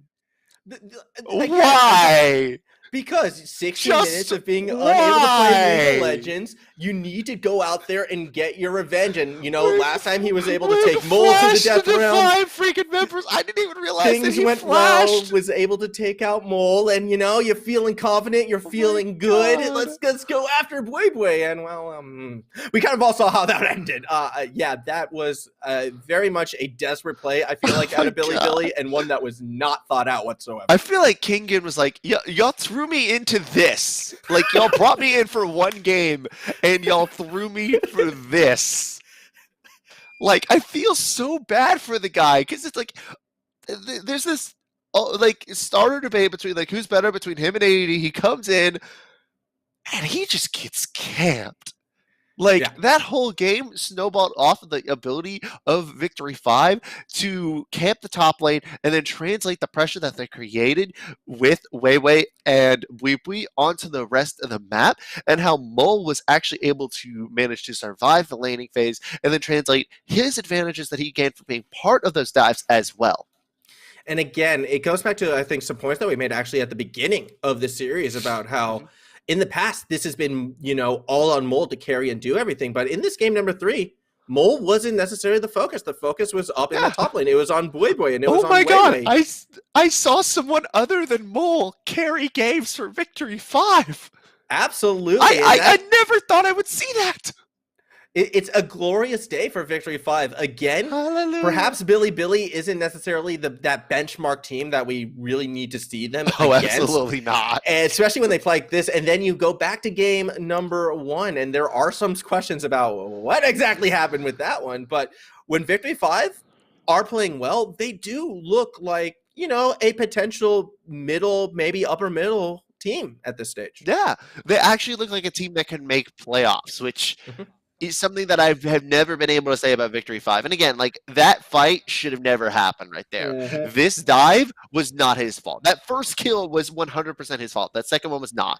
And then this here was just Victory 5 firing on all cylinders. They just removed Billy's ability to respond by being the ones to make the plays. They played this so proactively, so high tempo. They were so aggressive and coordinated in their attacks that there was no opportunity from Billy to effectively respond or even reply to their abilities. They couldn't even react without just playing into the hands of Victory 5 even more. And this, I feel like, is the death knell. When the showstopper lands, that immediately results in so much damage via the Haymaker and then the True Shot Barrage that there was no opportunity for Fofo, the main damage threat at this point in the game, to even contribute to the fight, let alone survive long enough to get away. Here you go. Here's your big play. Here's your moment right now. This is crap. Oh my god, this is so bad. Okay, so SFLAS, you're here. Moonlight Vigil, all right? He's there. Why did you flash on the other side? Why did you flash for that? You flashed into the face of 5 members. And then with that, kicked him. Why? You have Weiwei right there, who's in Italy, who's low, who you can fight. What the hell are you doing, man? Oh, Kingjin only got 17.8% for that game of this right there.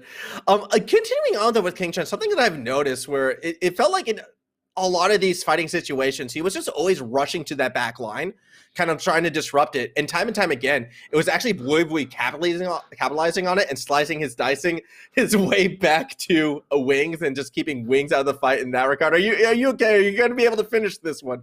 We want to see who the MVP is. We got to make it there. I mean, okay. Let's be honest here. It's Bui for the game, but for the series as a whole, I'm leaning towards Samd. Okay, I'm not going to be toxic about this. Okay. I'm not going to be toxic about this. So, I would because if I was going to be toxic about it, I would definitely say it was Wing. But you went there anyways. You couldn't help it. I'm going to say Samd is a good contender, but I'm going to be controversial here, and I'm going to say PP God. Really? I felt like a lot of Thresh was absolutely. I feel like the Thresh in those second 2 games were really the main contributor in terms of like setting up and executing the fights in the proper way. The death sentences were great. The lanterns were great. The flays were great at denying any sort of counter engage or response from the side of Billy. And it was really like he was in most of those fights the second biggest contributor. But in the third game, I still feel like it would really go like Bui. I mean, like he was like the 3rd or 4th biggest contributor in that game. So, okay, actually, no, I'm going to change my MVP for the series. I'm going to change my MVP to Weiwei.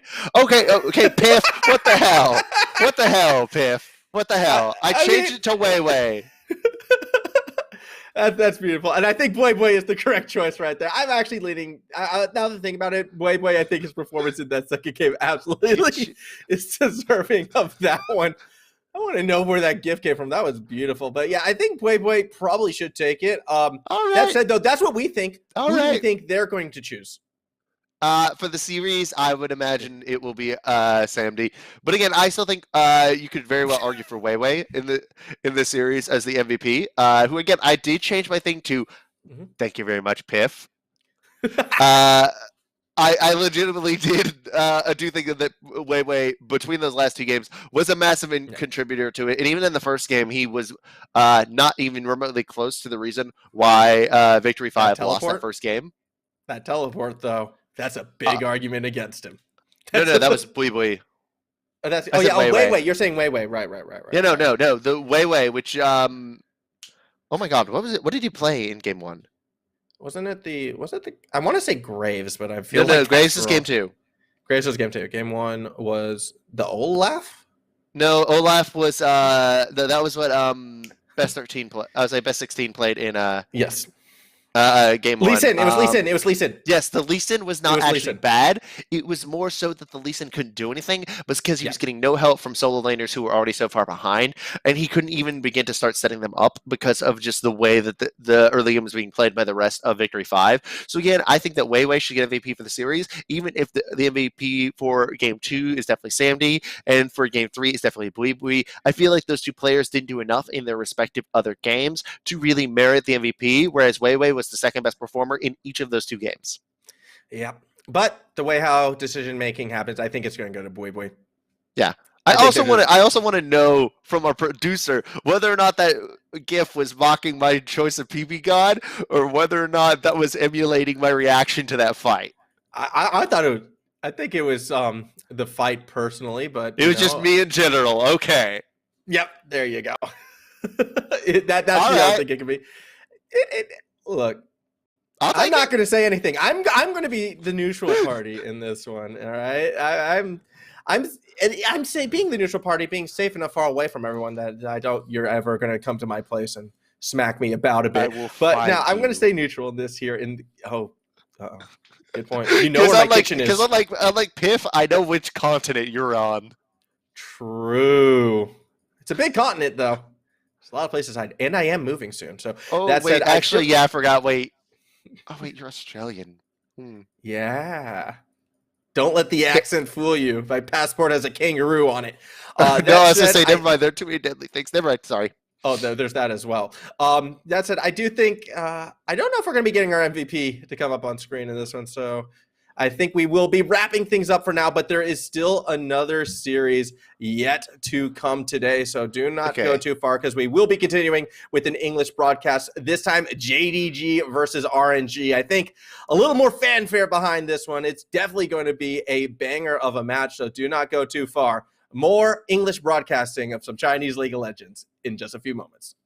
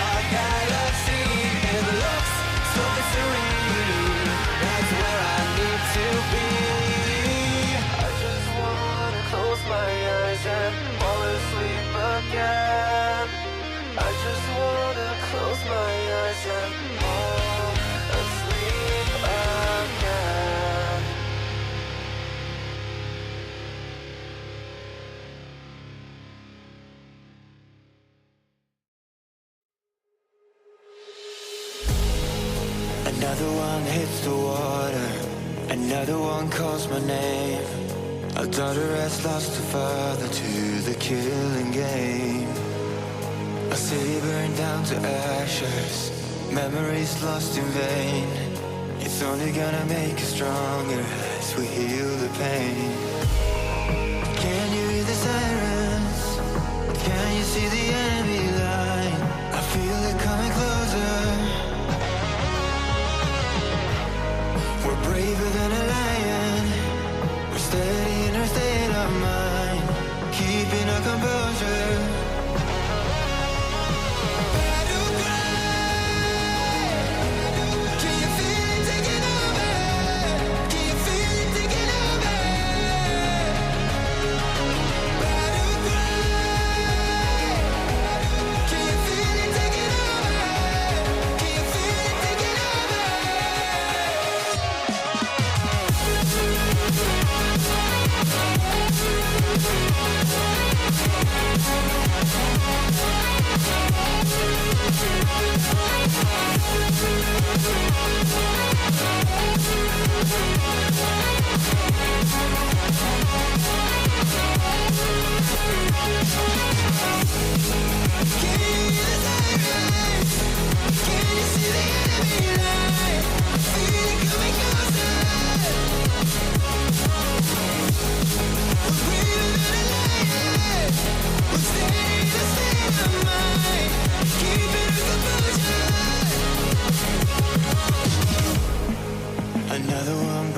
silence. Another one shuts the door. We're never gonna be the same as we have been before. A city burned down to ashes, memories lost in vain. It's only gonna make us stronger as we heal the pain. Can you hear the sirens? Can you see the enemy line? I feel it coming closer. We're braver than a lion. We're steady in our state of mind, keeping our composure. Battle cry. Can you feel it taking over? Can you feel it taking over? Battle cry. Can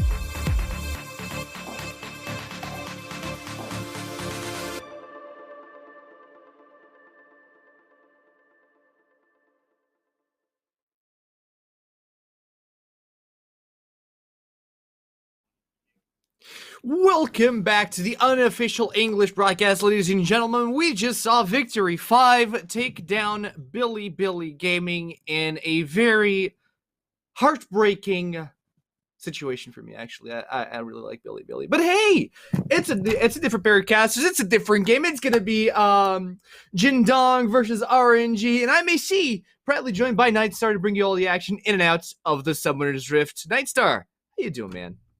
I'm doing absolutely fantastic. I mean, unfortunate for you, my condolences with Still the biggest BLG fanboy.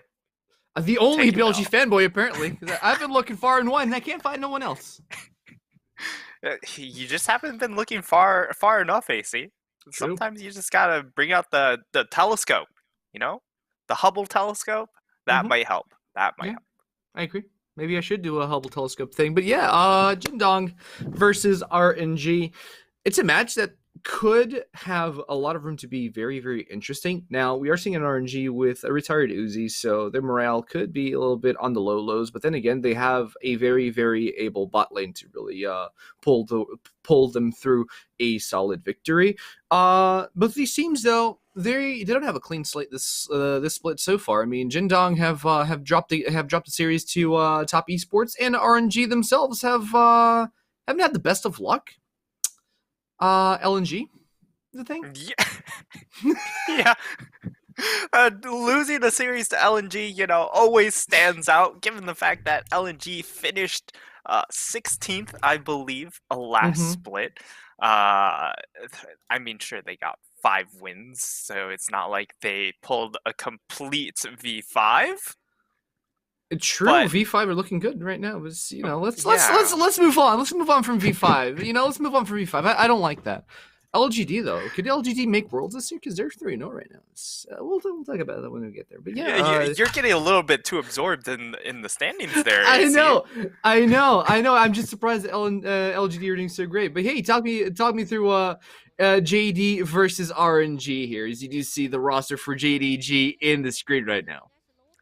Yeah, I mean, Jingdong, Zoom, Kanavi, those are the 2 big heavy hitters on this roster, in my opinion.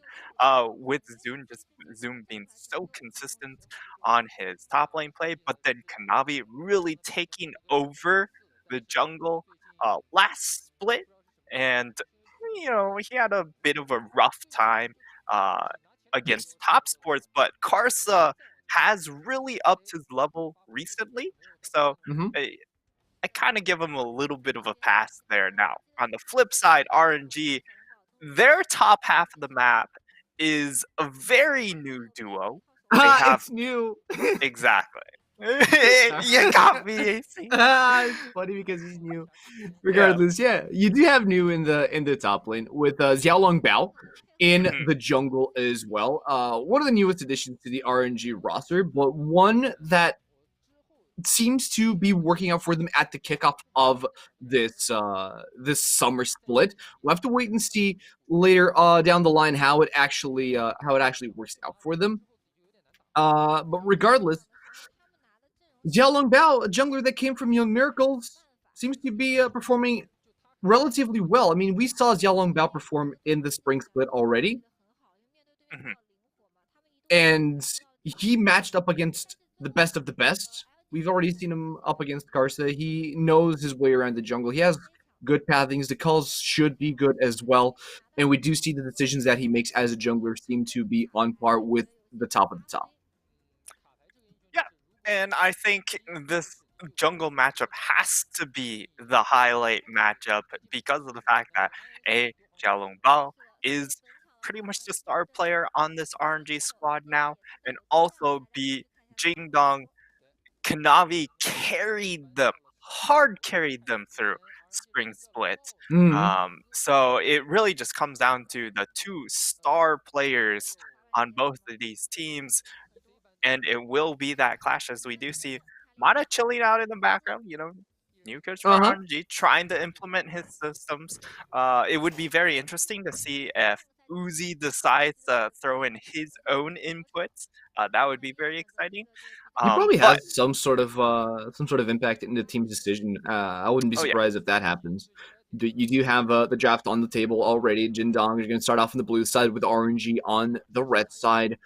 Focus here, very, very scattered around. RNG focusing a lot on the AD carry position there. They want to make sure that Loken doesn't have a large pool to choose from, but he's still going to have Aphelios to lock in. Yeah, Aphelios will be locked in. We haven't seen as much success out of the Aphelios pick. In fact, in the previous series, Aphelios lost all 3 games AC.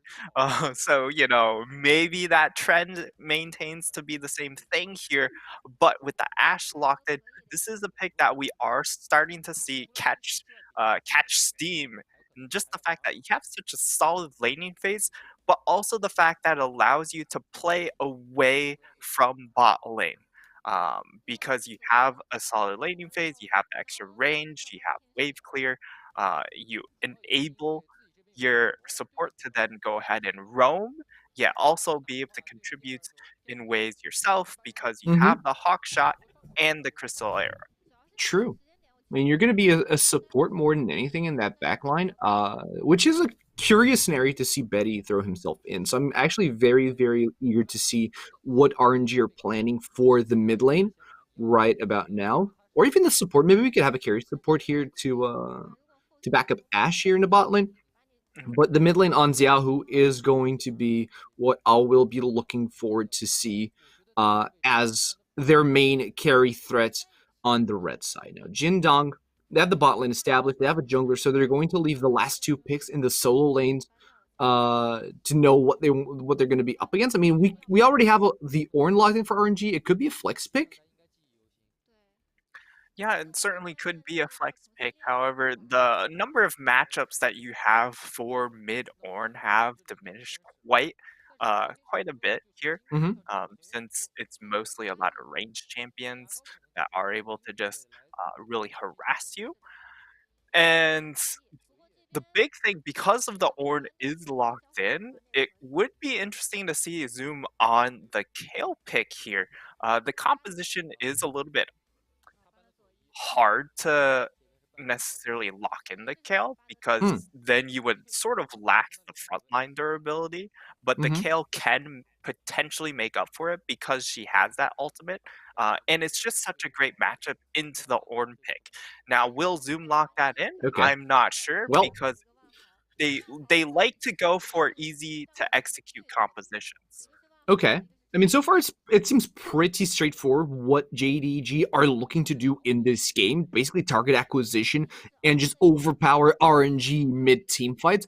RNG, they're saving a lot of flexibility for the last pick here. Set can go top, he can go jungle, he can go support. Trundle can go jungle, he can go support. He can even throw him in a top lane if you want to. And Ornn can also do multiple roles at the same time. So JDG, they're virtually picking their solo lanes blindly, not knowing exactly what they're throwing themselves into, and they lock in the Twisted Fate for Yagao.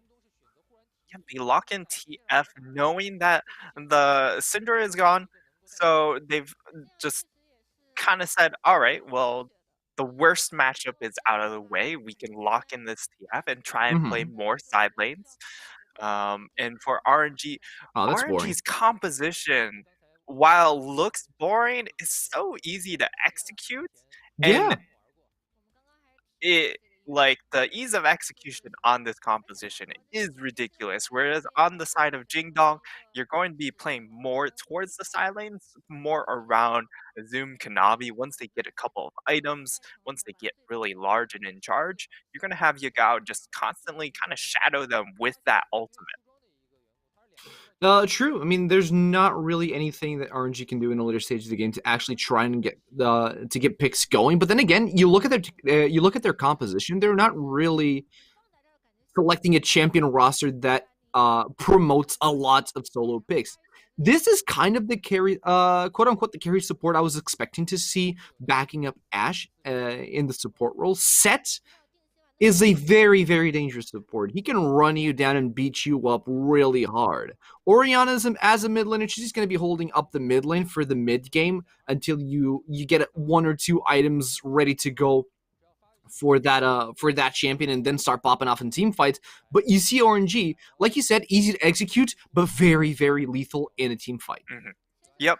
and their dragon fights are going to be insanely powerful because of the zone control they possess with the Ori ball, with the Orn ultimates, with the set ultimates, with Hmm. the Trundle pillar. It's just really hard to navigate around this team, which again could be why they just went for that TF pick. Just saying, okay, well, you guys can have control over the Baron and Dragon pits. We'll just have Yes. control by knocking down all your towers on the side. So Okay. I like how they approach this. The only issue is when it comes down to the nitty gritty, of course, you have to at some point team fight in their base if you're trying to break it. And here we go. Game number 1 of Jindong versus Royal Never Give Up is on the board. Jindong on the blue side with RNG on the red side. And I wanted to ask you, first of all, both mid laners with Unsealed Spell, but we'll get there in a second. What power spikes are you expecting to see pop off these teams in the first place? Well, I think for Jingdong, you have an opportunity to really take advantage of your level 6 power spike because at that point, Zoom will have his ultimate. He's got the Shadow Realm to really isolate a target, but then you also have the TF ultimate again to try and pick people off. And Kanavi, his power spike at level 6 is going to be pretty tremendous as well in Hmm. comparison to the Trundles. Now, on the flip side, for RNG, it really comes down to hitting that 1 and 2 item power spike. I Yeah. think that's where they really take off with this composition because it is a team fight heavy comp. Wait. Ooh, Yigao's Okay. really going in. Yeah, he was enjoying throwing the Uno playing cards over to Xiao, who I'm sure he's not pleased with losing almost half of his HP on auto attacks. But yeah. Now, my only question here is, yes, RNG are going to be waiting for the 1-2 item power spikes, but do you think they can actually hold on against JDG's pressure until that point? I think they can, because again, the Graves isn't going to be necessarily hard ganking you, Hmm. and the Trundle is going to outperform to a certain degree the Graves in that respect, being able to just run around, throw it on a pillar, try and catch people out, and he has pretty solid lanes to try and gank with top lane and also the bottom lane. Um, Hmm. Mid lane's more about hitting level 6 onto Oriana as we see a Oh, flash. as expected, you see the flash coming out of Ming. There's the Haymaker. Lu Mao tanks most of it. Ignite pops off on Ming's head, and he's forced to back away. 100 HP and already recovering. Ming has Hex Flash, and he's ready to go back in on the action in just a second. This is what Set is all about in the bot lane.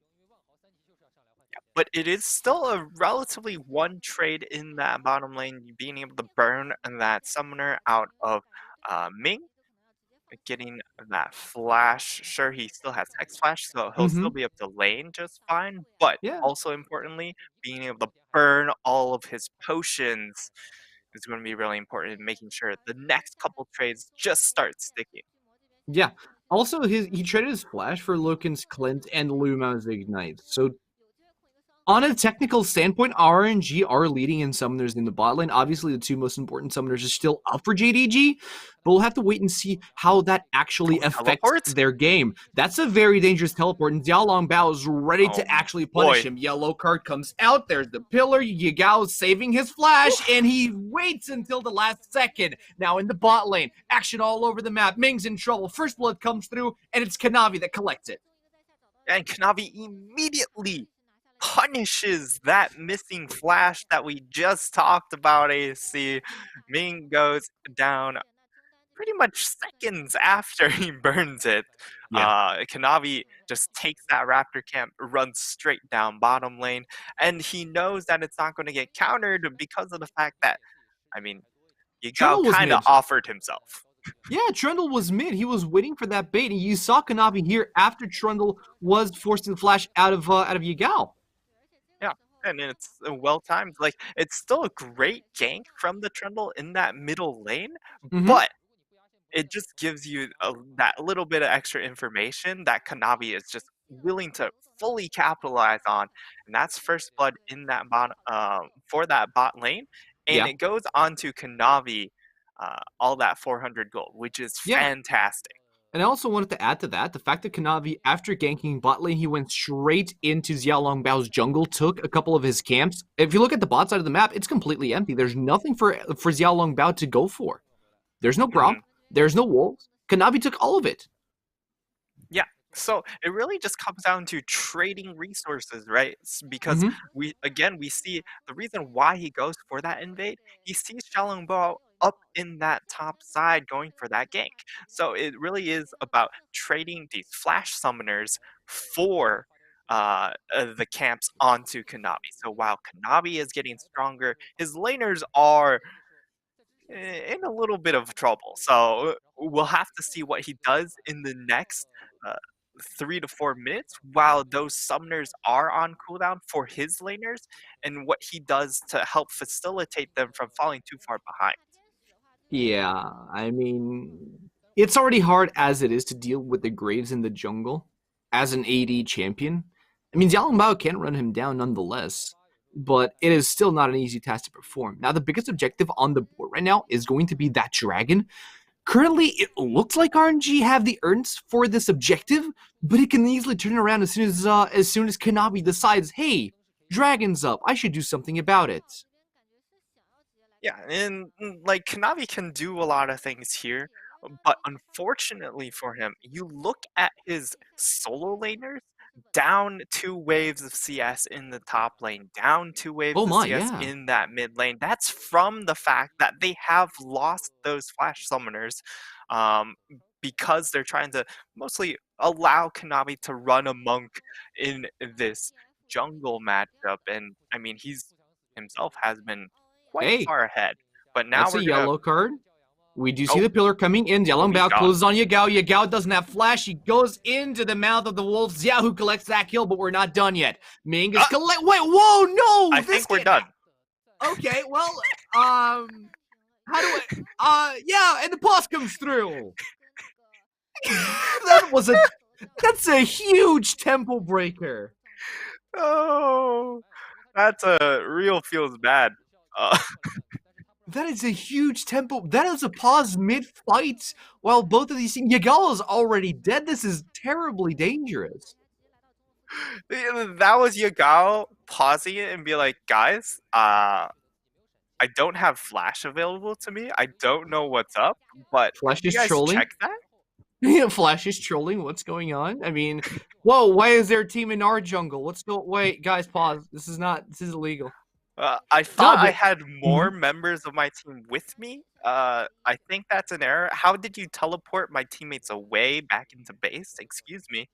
Truth be told, this was actually an amazing setup by RNG. You saw Trundle go into the jungle and place that control ward in the first brush, right behind Red Buff, and then you saw Oriana move a little bit deeper and control the Raptor camp.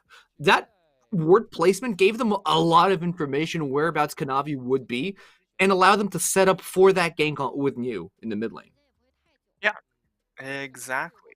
And this is just kind of what's been RNG's memo for this split, and even in last split as well, but it just wasn't as well developed. It's about making these very aggressive plays with their jungler. Trundle's one of the best facilitators for this, and the fact that he's just able to pretty much press W, run up into a lane, press E, burn a flash for free, and then repeats anywhere he wants to go. And if you've already lost flash and he does that to you, you're probably going to die.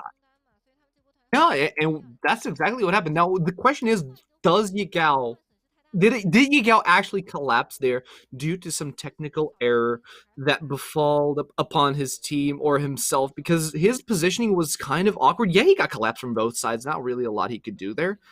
But at the same time, it didn't feel like his team reacted in a correct manner. Yeah, and it was really curious because of the fact that they did want to try and make a play for this Inferno Dragon. You saw them start grouping up, start piling up, but they didn't quite have the safety valves for Yagao to actually get over there, to be able to survive that gank attempt. And I'm really curious Hmm. to What are you curious why for, this buddy? pause is in place. Like, I don't know. The lantern could have come out. I'm not sure if we saw a lantern come out. I was not looking at the support of JDG to actually have the. I apologize for that. I'm a very focused Luma. caster. No, I mean, like I don't know if the lantern actually came out from Lumao. That's what I'm Okay. saying. I know he collapsed on it. I probably would have to say that that's what Yagao was looking for. He was looking for his support's lantern, but something didn't go right, and I could point that if the lantern did in fact not come out, that's what we could be looking at. Yeah. As it most likely will be an extended pause because they brought up the pig and ban. So I guess we can talk about that. Yeah, talk to me about that. Right. Yeah, and I think what's really interesting was the fact that instead of going for something like a Wukong, or well, I guess they did ban the Wukong, but Yes, they something did. like a Kale You to have the hard champion select in front of your face. What are you to hard punish the Ornn, they went Mhm. for the Mordekaiser, which again they're playing more towards side lanes. Mm-hmm. The Kale's not a bad shout out to playing heavy side lane because you know at level 11 the orange should never be able to touch you afterwards, and then you can just combine that with the TF and just own a side lane, whichever side lane that the Kale decides to walk into. Yeah, but you're also sacrificing part of your early game because, truth be told, when you have an Orianna in the opposing team, you're already establishing that okay, there's absolutely no kill pressure pre level 6, 7, 8, maybe even on the Orianna, so I could probably pick a higher tempo mid laner instead of trying to focus on the side lane. But that wasn't the case. You're basically, when you lock in this Twisted Fate, you're basically saying, okay, I accept your status quo of not having kill pressure, and I'm just going to withhold my hand until a point in time where it's actually viable to split push. Well, but at the same time, the Orianna did come in as the last pick, so Yes, you true. didn't quite know the matchup, but it is surprising that they would opt for something like a TF instead of something like the Zir, which is just a pick that we see more often with teams that want to team fight. And Jingdong is a team fight team, and not to mention, they have an Aphelios who wants the team fight. So the TF feels a little bit off theme in that regard. It does, doesn't it? But then again, like if you look at the draft priorities here for the side of RNG, they could have potentially been baited when the Orianna was the last pick. But like, we already had the Trundle, we had the Ornn, and we had the set. You could easily imagine that this could be an Ornn mid, or this could be a set mid, and that you were going to throw either Trundle or Ornn into the bot lane. You knew the only thing that you knew for sure is one of these three champions is going into the top lane. That's the only thing you knew for sure. Everything else you just had to assume. And given the three champions, it would be unlikely that they'd pick an actual mid laner. So that's why they locked in TF semi-blind. Yeah, the TF certainly would have been a really good pick into the set or the Ornn mid because you would just be able to free scale without any consequences and also outscale. But based on what we're seeing on the screen here, with the fact that both casters are being shown or the desk is being shown, I'm assuming we're going into a bit of an extended pause. Oh boy, remake. Let's go. I would assume that they are researching the quote unquote bug, if it actually is a bug. I don't know what the bug is. I Can't wonder if quite. yesterday's E-Star problem was an actual bug as well, where the jungler didn't bring smite. Yeah, Was it yesterday or was it 2 days ago? That I believe was 2 days ago because the days ago. fine announcement came out yesterday. Yeah, the player is going to receive a cut in his salary if you're not bringing smite. So, ladies and gentlemen, when you hit that solo queue, you better bring smite, or else you're going to get slapped. You know, what if you're a top laner, your team actually just finds you because you didn't take teleport? You're not allowed to have fun. That seems a little bit excessive. Especially considering you have stuff like Unsealed Spellbook. I mean, You know, your mid laner maybe can have that's what teleport. Wei should have run. He should have run Unsealed Spellbook. Ah, I see. So he'd have smite every 5 Like, odd minutes. 5 minutes, yeah. But that's Er- enough for every important objective, right? True. You get a Dragon's only dragon up every 5 minutes. Yeah, dragon goes up every. Is it 5 minutes or is it 6? Yeah, it's One or 5 the minutes other. and then 6 minutes for Elder. Right. Baron comes up every 6 as well. So, yeah, every objective that matters is there. Now, the only downside to this paradigm is the fact that your experience is virtually non-existent. Yeah, you don't get any jungle experience. What's an 'cause he early? can't What's get an the early jungle. game? He can't get jungle EXP or the jungle item. So, you know. It happens. Can happen, and Yeah. it did happen. And so, Victory 5 did concede a victory, or I mean, Billy E-Star. did it. Yeah, you're right. E-Star. Sorry, I'm used to seeing Victory 5 losing, and I haven't really caught up to the fact that they're actually doing good this split. But yeah, They're 3-1? E-Star, huh? They're 3 They're and 3 and 1? 1, exactly. But E-Star, well, got severely punished by Billy. I can't be too mad about it, to be honest, all things considered.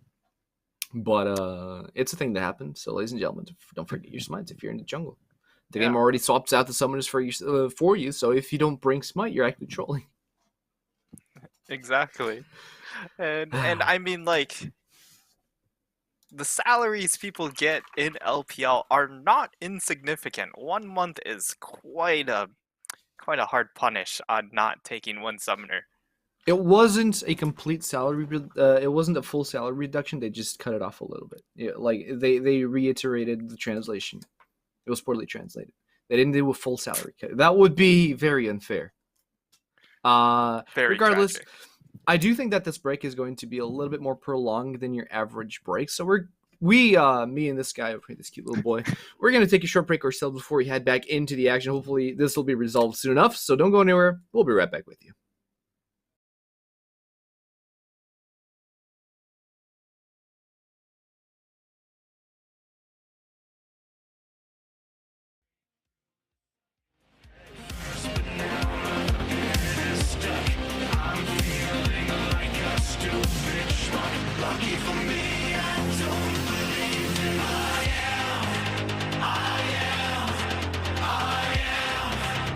The lucky one in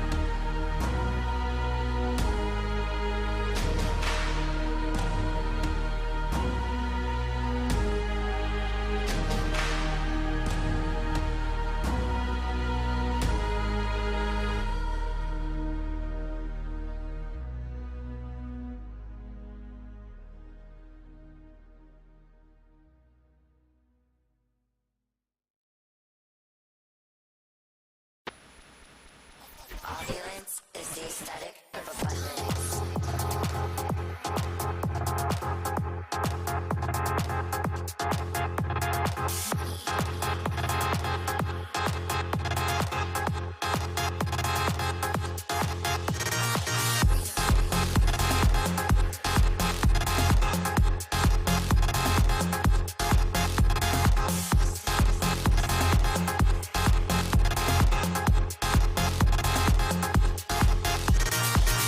Time, money, freedom, destiny. Time, money, freedom, destiny. Time, money, freedom, destiny. Time, money, freedom, destiny. Time, money, freedom, destiny. Time, money, freedom, destiny. Time, money, freedom, destiny. Destiny.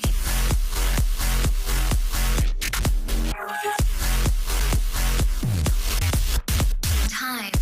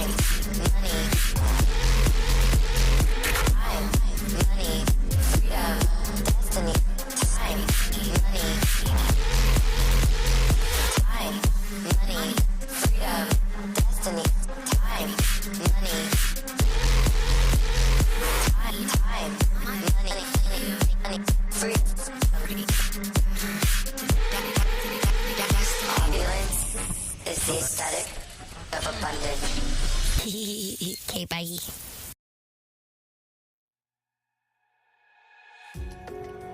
Where do we go from here? Have we gotten lost? We're starting to think we're out of touch. When did it disappear? Settled in with the dust. Forget what it was that made us us. Walking backwards, losing focus. Slip so slow we didn't notice. Never read the warning signs. But it doesn't matter where we're headed. Made our plans, we're gonna get it. 'Cause I got your hand in mine. So where do we go? Where do we go from here? Highs and lows, all that I know is that I'm gonna follow you wherever you go. Wherever you go, my dear, need you the most. And I wanna know, where do we go from here? Where do we go from here?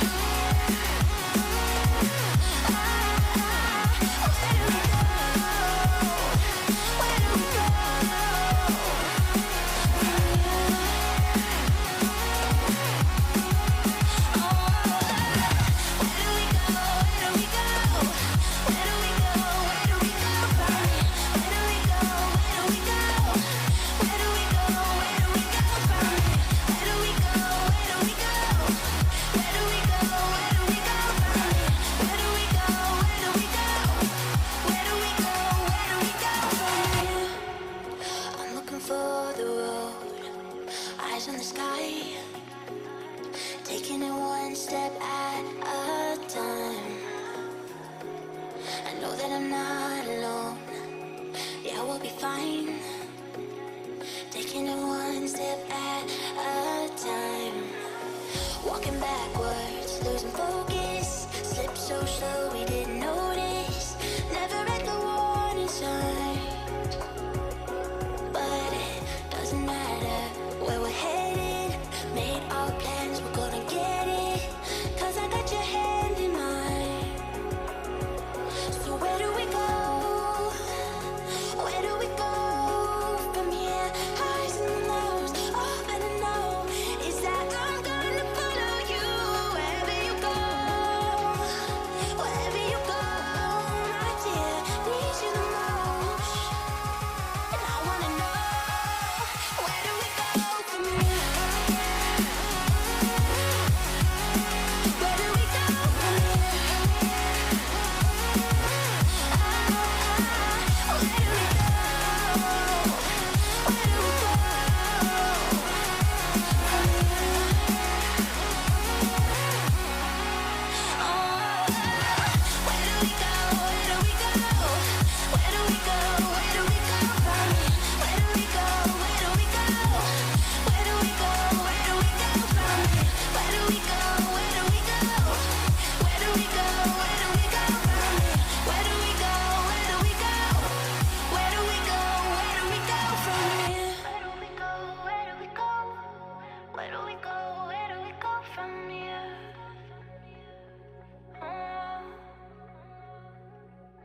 Where do we go? Where do we go? Where do we go? Where do we go from here? Where do we go from here?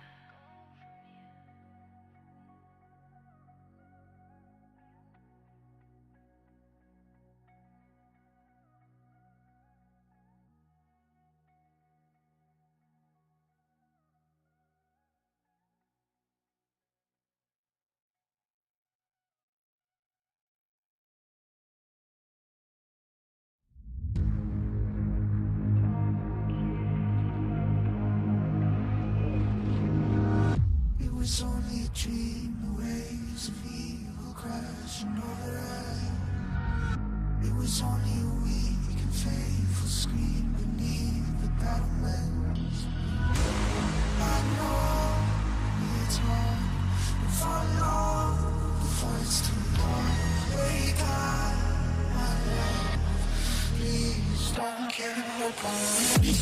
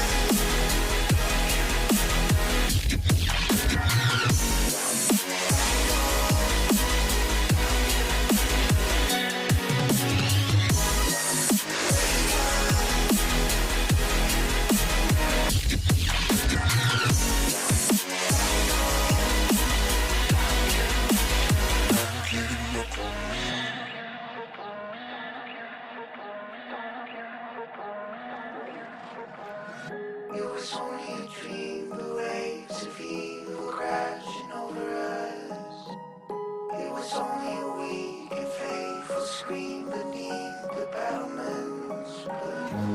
But I know it's hard, we'll follow before it's too dark. Wake up, my love, please don't give up on me.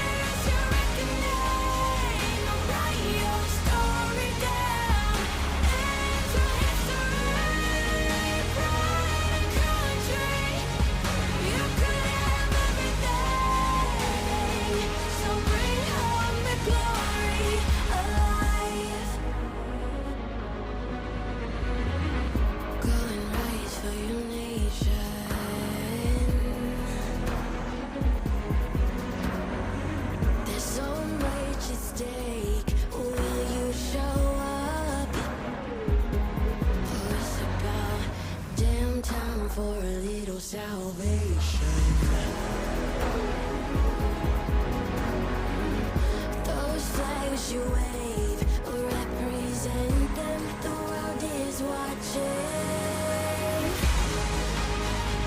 Here's your judgment. Here's your reckoning. I'll write your story down into history. Pride and country. You could have everything. So bring home the glory alive. Here's your judgment.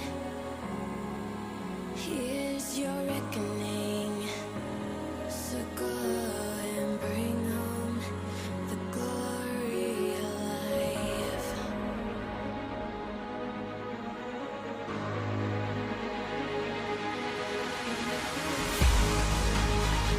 Here's your judgment. Here's your reckoning. Write your story down into history. Pride and country. You could have everything. So bring home the glory alive.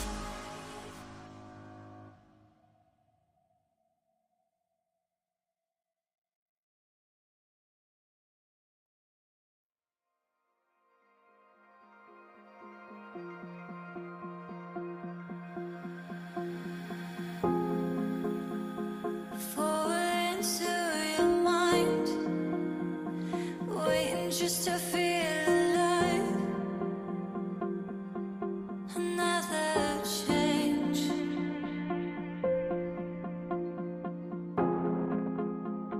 Cutting down the thoughts within.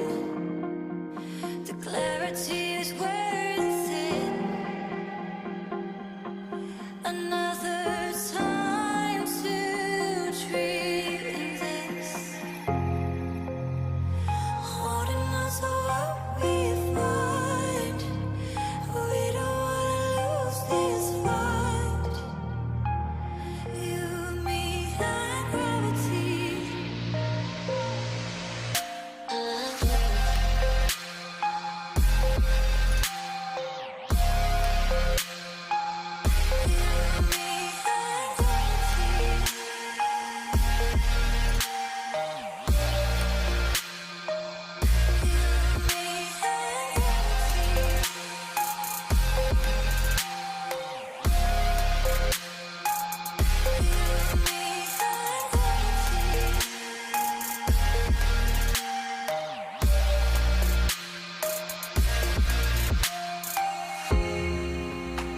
Strong enough to reach the line.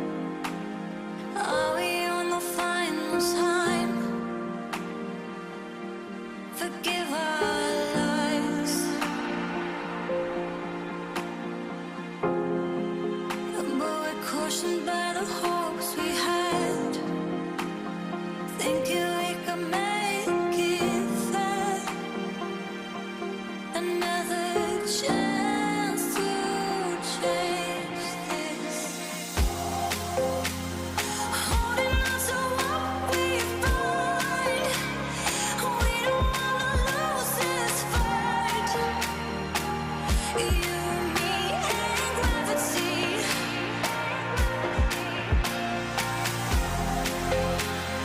Brave enough to give it all. Knowing that the flame will fall. You, me, and gravity. You, me, and gravity. You, me, and gravity. You, me, and gravity. You, me, and gravity.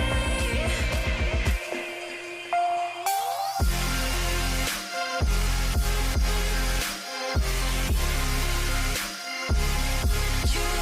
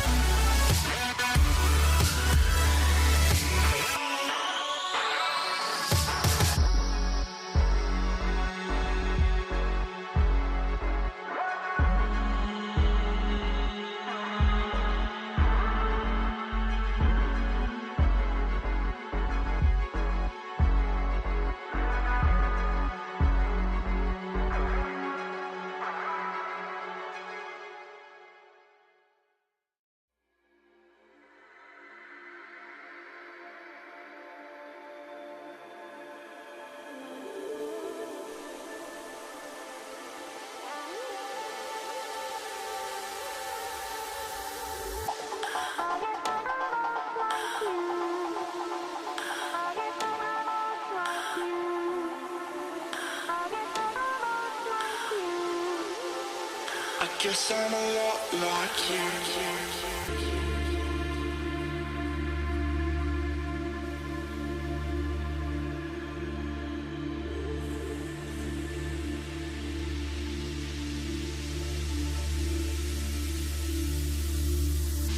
As you sit and breathe, something or another is more vivid. Something or another is more distinct. And it's quite obvious where your attention needs to go.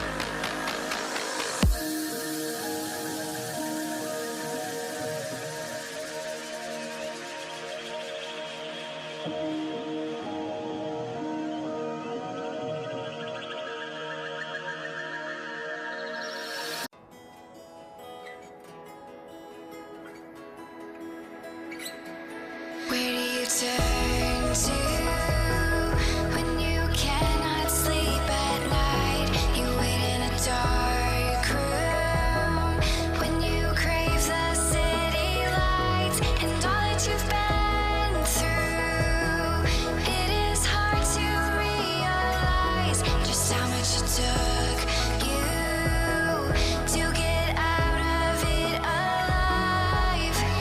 Times when your heart's breaking the most are the times that you will grow lighter till you're off the floor and away.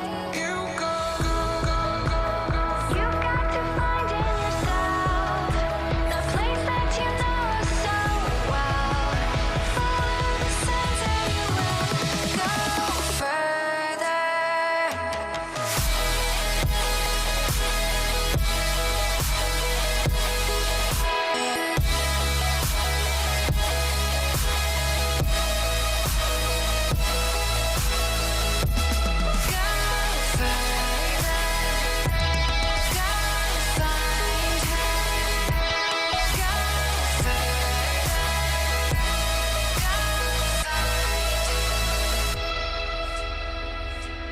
Where did the love go? Now you're left all alone. What made your soul soar? Now is broken to the core. You've never been more lost, and now you have seen the worst. Just know that you have something that is worth fighting for.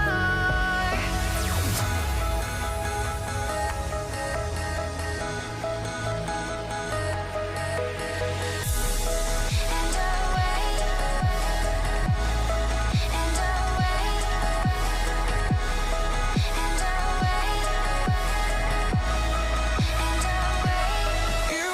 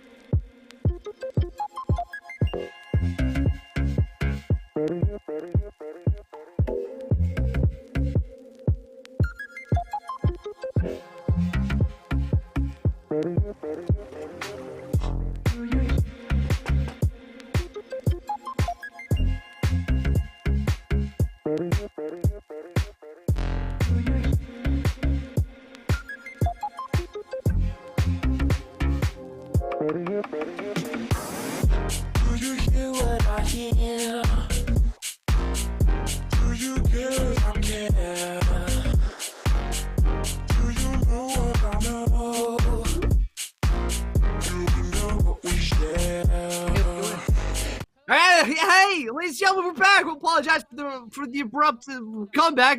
Yagao is not dead. Yagao is not even close to being dead. The chrono break happened. There's a double kill on the board. Loken is the receiver of that double kill. Yagao is dead regardless. I have no idea how the fight went off.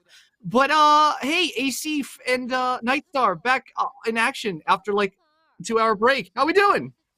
Yeah. I'm sorry, I'm so confused. That's my summary of that fight. Yeah, it happened. We didn't see it coming, but everyone died. Jingdong, they pulled in the teleport from Zoom. I'm sure the replay will be able to describe it a lot more. But Don't ask for replays. We don't want to break this even further. It's already anyways, doomed. Yes. after that fight, you would say that they're able to reward themselves with that Inferno Dragon, but it Mhm. ends up just being kind of a reset fight where finally they're able to get some gold into their solo lanes because they were really starving before that point because of the fact that they lost Flash early on and Hmm. they were just really zoned away from the wave. But now they're able to catch up. Now, on the flip side, Zoom won't be able to come down for this next fight.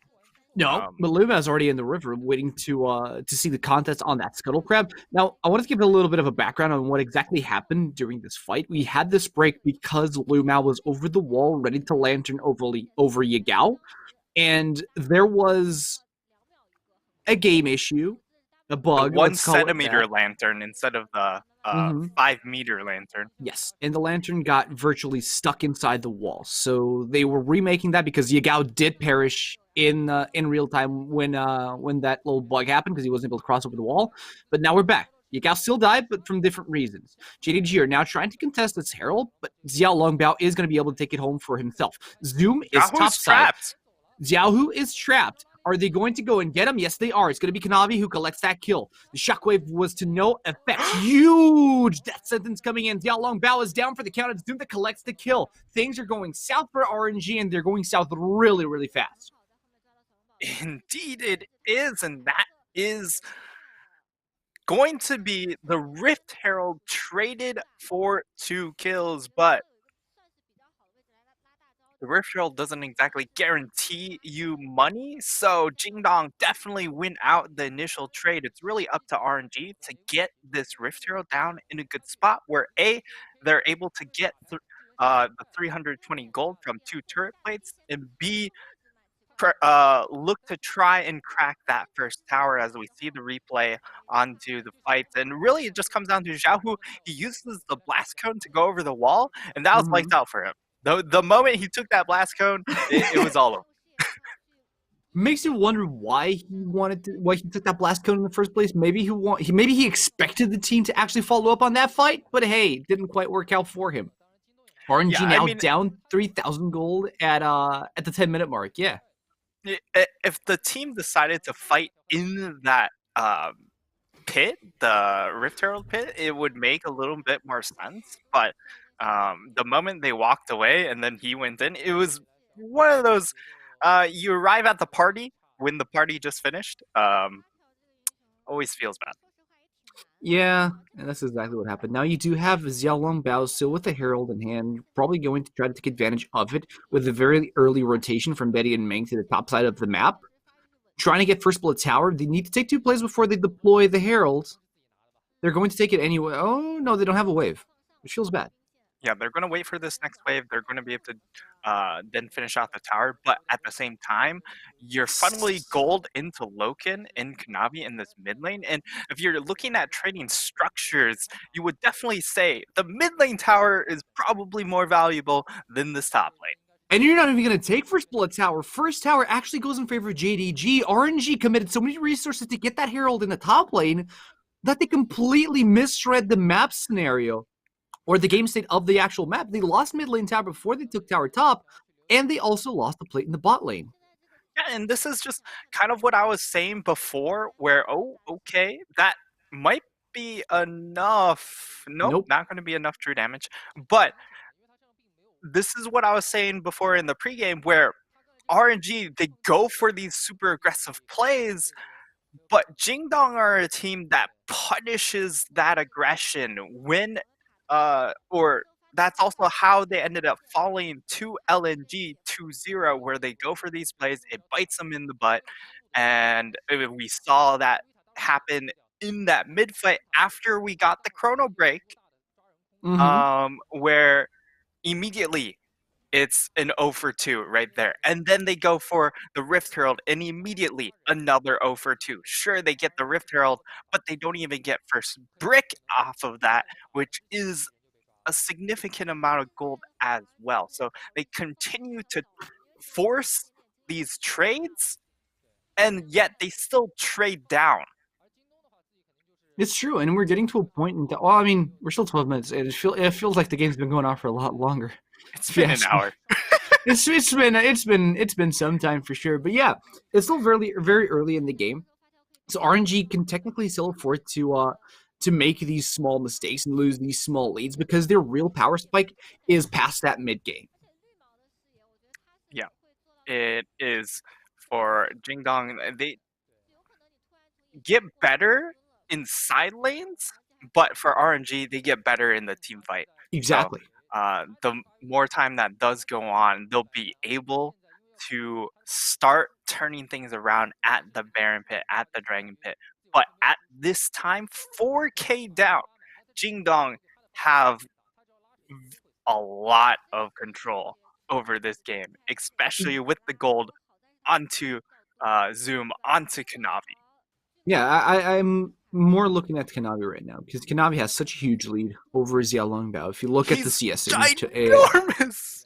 Exactly. If you look at the CS input, you have 109 CS to 67. That's a lot of camps that Kanavi has been able to take away from Xiaolongbao, plus the near 100% kill participation. Kanavi has been circling the map really, really well, and he's been denying RNG entry to these locations and to these objectives.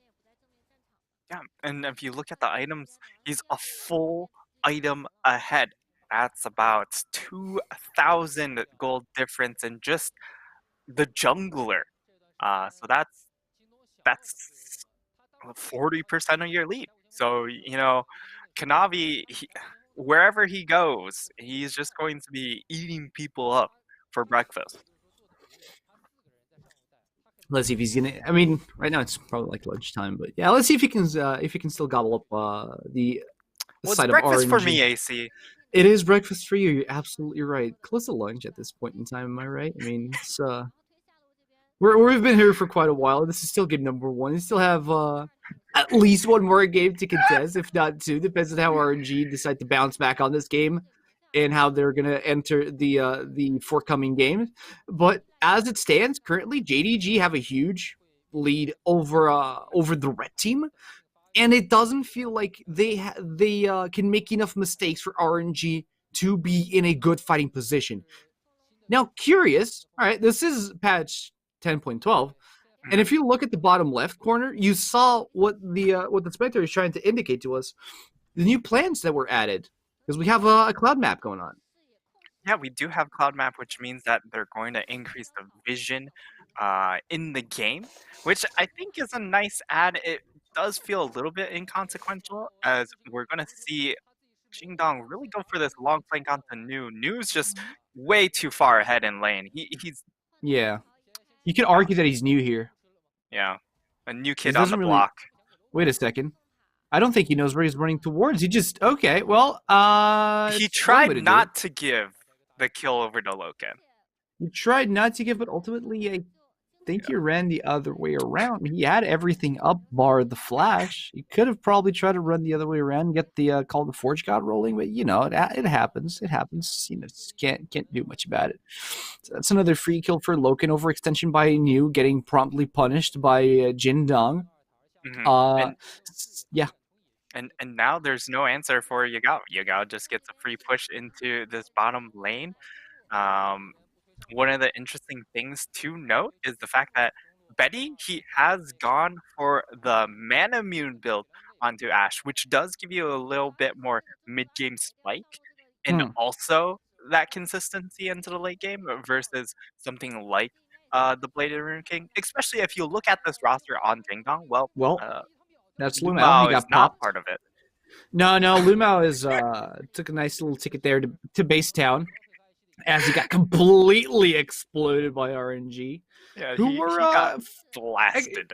This is actually very curious. I mean, that was 3 summoners used. You saw the Shockwave come out, you saw the Subjugate, and you saw the Enchanted Crystal Arrow, but you expected the pick team to be Jingdong, not RNG. But RNG, they're working well around the picks that they're able to come up with here on JDG. Yeah, and it's not to say that RNG can't use their ultimates for pick. The more important thing is like if you do use your ultimates for getting a pick, Hmm. then you don't have those ultimates for a team fight, Oh no. which is the problematic issue. So they just have to play. But at the same time, you are able to continuously stall another little longer, and each minute is a lot of scaling that you can possibly get onto things like the Ash, getting more stacks onto the Manamine, get it to that Muramana breakpoint, get to that second item onto Xiaohu as well, Yeah. and then um, look to try and turn a fight. Thankfully, it is a Cloud Dragon, so Jingdong won't necessarily be able to just end the game off of getting Cloud Soul. No, not at all. But they'll be able to rotate a lot faster. And you already see what Mhm. the kind of pressure that Jiandong are applying over Xiaolongbao's jungle. Like at this point in time, Xiaolongbao has zero agency over his side of the map. So he needs to play with the flow that, or he needs to play with whatever JDG allow him to get. Because truth be told, he can't really make any proactive moves at the 18-minute mark. He needs to be a little bit tankier. He needs his team to collect a couple of more items, which, granted, we're getting to a dangerous threshold here for Xiaohu, especially who's already got the Seraph's Embrace. Yeah, Xiaohu is at that Saris point, so his damage is starting to get there once he gets that Spellbinder. That'll be the point where they really start looking for these fights, because then he has the potential to just 1v5 with a well-placed ball into that Shockwave combination. And that should be the next breakpoint for RNG to actually look to a team fight or try and turn this game around. No, absolutely. Now, the one thing that I do see that JDG can do is just get Zoom in the front line and prevent that one key player from popping off his ult. In this case, I would say Xiaohu is the biggest key player in RNG side to really make a difference in a team fight. Zoom has to stop him with his death Yep. realm. Yeah, and he should just look to flash and just immediately ult Xiaohu. They win the fights, and then afterwards they just finish off Xiaohu. Or even at this point, Zoom can probably just 1v1 him in the death realm. Either that or just burn all of Xiaohu's team fight tools, and then so even if he gets the kill onto Zoom, he comes out of the death realm and he's got nothing else to contribute. True. So, that being said, let's see if RNG actually take up to that, or if they have some other plans that we're not really seeing, or even let. All right, we're giving a lot of credit to JDG, but we're disregarding the fact that they can actually make mistakes here. They can be caught off still, and they can get overly confident with RNG, and they can make an actual misplay toward Baron that's already live in the Summoner's Rift. That could definitely be a possibility, but now that you have the affiliates onto those 2.5 items, Jesus. once he gets the Severum Crescendum combo, the Baron Massacre guns, then you really can just walk into that Baron pit, annihilate Baron in no time flat. And RNG really don't have much an ability to just respond to that. Sure, they have No, the you hawk don't. shot to actually scout the fact that they could be doing it, but Yeah, it's but you just don't have gone so any. fast. Exactly, you don't have any tools to burst down the Baron quick enough. I mean, JDG have a lot of DPS. You have Zoom with his passive. You have Kanavi because of Graves, and like you said, you have Logan with his weapon combo that can absolutely disintegrate Baron. And on our G side, all that you can expect for is a miracle steal from Xiaolongbao. Yeah, and Konami's already out to a full 80 CS lead now. 2 levels ahead.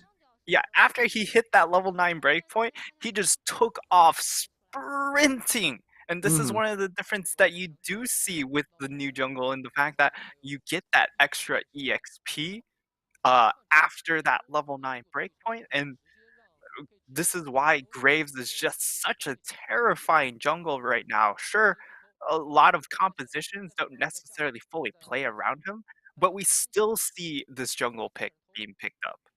Of course, because you don't necessarily need a team to actually play around you to be a relevant threat, because Graves by himself is a relevant threat. Yeah, Like, he's the damage the output, only 1v9 exactly. jungler. Kindred is a thing. Not these days. I mean, Kind yeah, okay, arguably. Yeah, I get what you mean.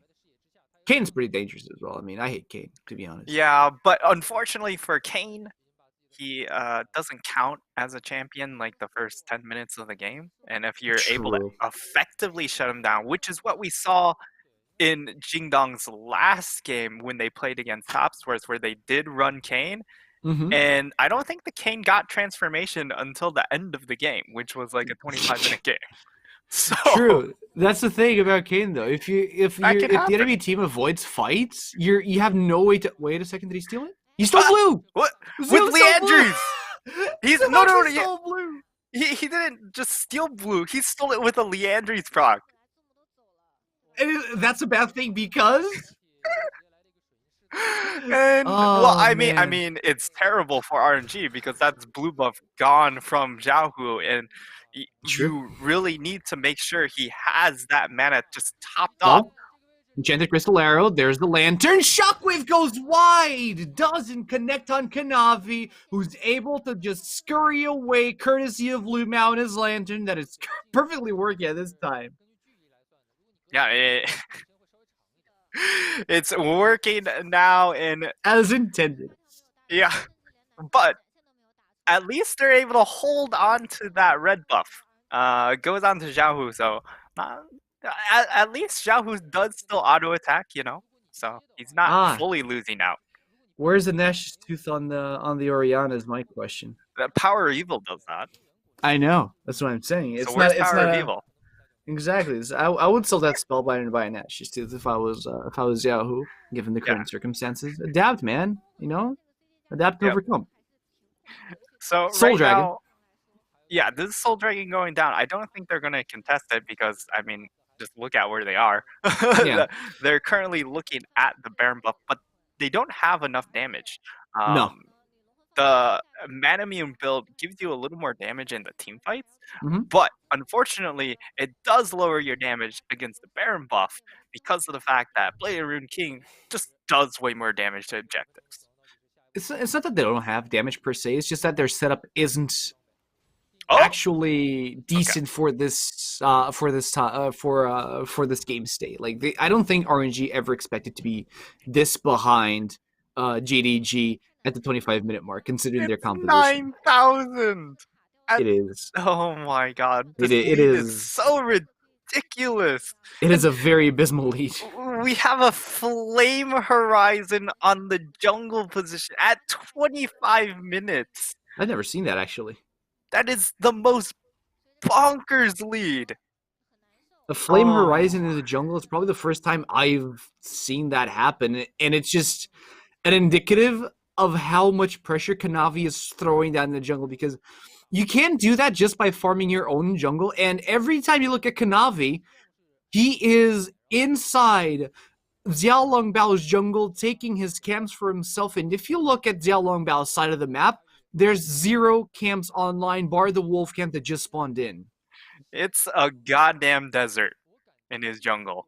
It's a barren everything has been razed to the ground, and even the scraps that are left, he has to give it up to the rest of his carries because they need the gold right now. And right now, the Trundle, getting farm into the Trundle isn't going to turn the game around for you. It comes from getting more items onto your Oriana and onto your Ashe. So to be fair, I'm not even surprised if by the end of the game we see like 150 CS difference in this jungle goal. The thing is, Xiao Longbao as a Trundle has lost all of his relevance.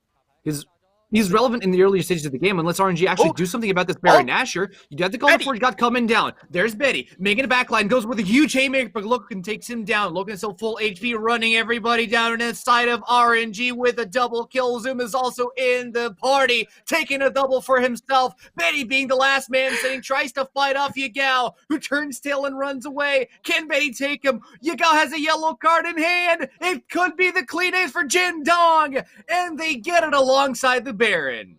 Oh, and you saw Betty the moment that Yagao uses that ultimate. The Betty's just so enamored with trying to kill Yagao there, and yeah, that without the damage from your Ashe, which is probably one of the stronger points at this point in the game, the damage you have is Man. just very abysmal after Jahu uses his ult combination. And we get to see the replay here. Jahu does get a really good ult there. You see it land on 3 members. You see the Spellbinder really kick in. But on the flip side, you see Betty is just like, oh, I have to kill this TF. And the rest of his team's like, Exactly. I think that was the main point of that fight. Was the fact that RNG have so much have so much need for Betty's damage. Like the setup looks ideal for RNG. Like they had the front line in the right position. Yeah. But Betty had to divide his attention with Yagao on his back. And that's completely broke the tempo. Yeah, imagine if Betty just gets the W onto those 3 low members that got hit by the shockwave and then puts like 2 or 3 autos. That could potentially just be those 3 people instantly gone. And then after that, like, what do you even do as an Affiliates NTF? It's just so difficult to try and fight a team fight when you don't have anyone to just sit in front of you or provide distraction. Yeah. And then RNG's composition would be able to take over, but now it's just over. I don't feel the ability from RNG to actually get back into this. Well, RNG have one more fight left in their tank before they have to forcefully roll over and die. You have New trying to cover for this inhibitor, but he's going to drop it for Yagao in the top lane. The fight has to happen, and it has to happen now. But JDG, they're spreading their numbers thin, and they're forcing RNG to make a decision. Do we let these structures drop, and do we keep our formation, or do we try to match them and thin our own numbers short? Right now, the answer is inconclusive because they are trying to respond, but at the same time, they're letting everything fall in front of them. Yeah, they're trying to come up with an answer, but unfortunately, they're thinking too long, and the test is already over. You see, top inhib has gone down, mid inhib is going to go down, and now bot inhib is next on the menu. You have so many waves coming into the base of RNG right now. JDG are going in for the last push, and RNG have one more trigger pull left in the tank unless they just roll over and die, which would be very, very unfavorable. And here it is. Call to Forge God. He misses the Call to Forge God. That's game set and match for RNG. You flopped the Call to Forge God. You see Zoom inside the Death Realm, walks out of it. The Nexus towers are blowing up. The Shockwave goes out, but to little to no effect as RNG's members fall one by one, flat on their face. Nexus exposed. JDG with a clean game 1 to circle around RNG. That was a complete shellacking, AC. It really just gave me deja vu of the RNG LNG series, where every single play that RNG tried to call for immediately fell on its face. They were eating cement, sidewalk, whatever you want to call it, dirt, every single time they tried to go for something. It just feels bad because this last fight was the last chance that RNG actually had at doing something. And to see New just... I think he got ulted by the Mordekaiser. No, he R'd back. He R'd back. He was just outside of the range. Like, if you look at the replay, he R'd back, but he was outside of the Call to Forge God range, so he didn't hit the ram back. I don't know what to say. Honestly, I don't know what to say. It's an unfortunate turn of events.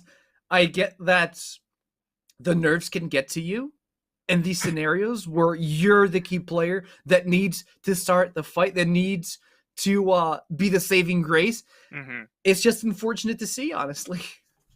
Yeah. And I mean, it's also the fact that we have to take into account the fact that these players haven't done anything for a full hour before they got back into the game. So It's a full tempo break. I mean, yeah, if I was RNG, yeah, go on. It was a 1 hour break to play only 20 more minutes of the game. And it was a complete tempo break. Like, if we saw the roll before the rollback, RNG had the urns in that fight just because they managed to get Yigao. Sure, it was out of the misfortune of a bug happening, and so you couldn't like conclude the fight or in the play. Mm-hmm. But RNG, I'd be in a confident position. You know, if Mhm. I had that fight going on, if I had killed Yigao, and if I was in a position to actually keep going on that fight, I'd say, okay, this is our comeback. We can actually take control of the game. Chrono break happens. You're forced to replay that moment. Yigao no longer dies. It breaks the full idea that you had of that fight. Yep. So instead of Yagao instantly dying, he buys an extra 10 seconds because he's able to get that lantern over the wall. Sure, he ends up falling, but the key part, he gets another 3 assists on top of that, which is gold he definitely wasn't going to be able to get. And you buy enough time for then this Look at teleport to come in from that mid lane. And this is Zoom just walking in. Sure, you hit a 2-man ultimate, really good, but then it just comes down into chaos, and Jingdong thrive in the chaos based on their team composition. Exactly. They have very individually apt champions. They're not reliant on each other's abilities landing. So when the team fight turned chaotic, Zoom was more than okay chasing down 2 people while the rest of RNG scattered. Yagao was fine just throwing cards down at the back of Betty.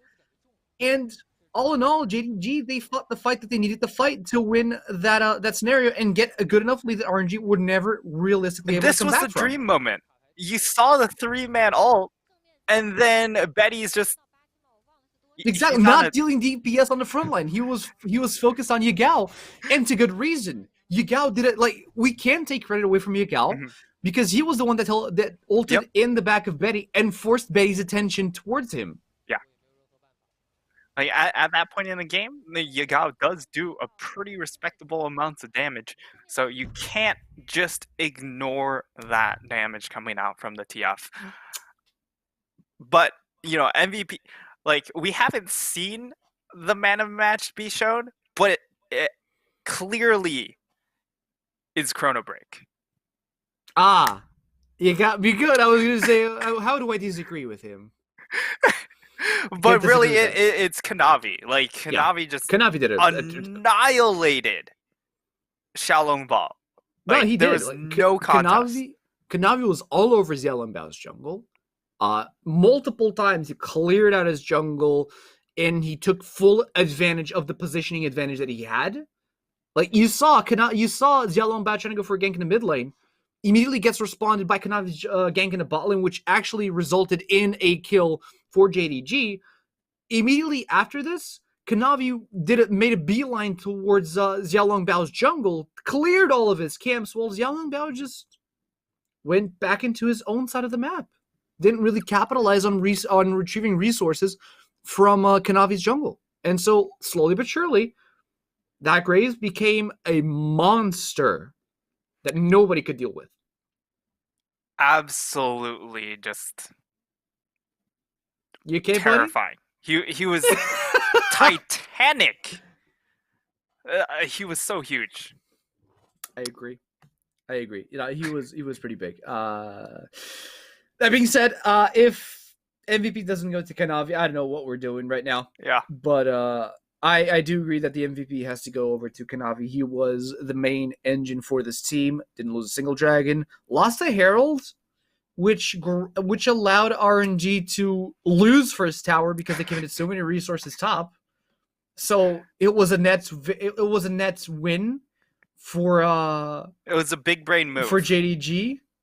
I don't know. JDG felt or RNG felt lost after the Chrono Break. They really did feel lost. And they felt like they weren't putting their resources in the right positioning. They were making the wrong decisions. And we talked about Xiaolong Bao's ability to make the right decisions in dire moments. It didn't feel like he did that well in this game. Yeah, I mean, he was making plays, but the follow-up to making the play wasn't quite there. As Oh, MVP, okay. Well, it's Loken. Yeah, that's fine. I guess I understand. Looking pretty good. I mean, yeah, he's playing Aphelios. he's just And- playing 200 years. What outplay was there? I don't know. Like, he did his job. He farmed well. He outputted a lot of damage. At the end of the day, MVP goes over to Loken. We can't really argue with it because it's the master decision. But we still can make a note on Kanavi for his incredible performance in the jungle. I think that's the fair thing to do. Keep eyes on Kanavi for the upcoming games. He was too overpowered. They couldn't give it to him. Otherwise, it would just blow his ego to like the next galaxy. Well, let's see if it blows his ego over into the next game, because this is still a best of 3, even though JDG just took game number 1 and it felt like it was an eternity. But hey, short break before we head into our second game of this best of 3 series. JDG are leading 1-0, so don't go anywhere. Hopefully, we'll be able to be right back with you.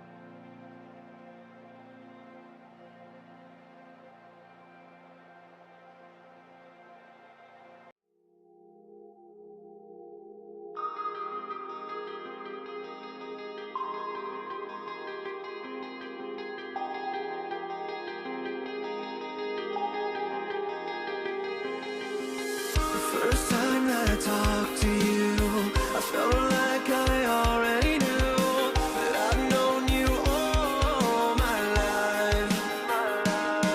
So quickly I fell head over heels for you.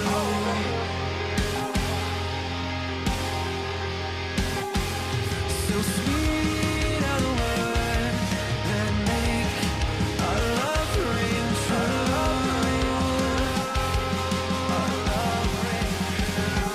Someday soon, our fates will meet across the ocean to sweep you off your feet and make your heart skip a beat to the moon, to my stars, and we complement each other perfectly. Alright, to make you happy.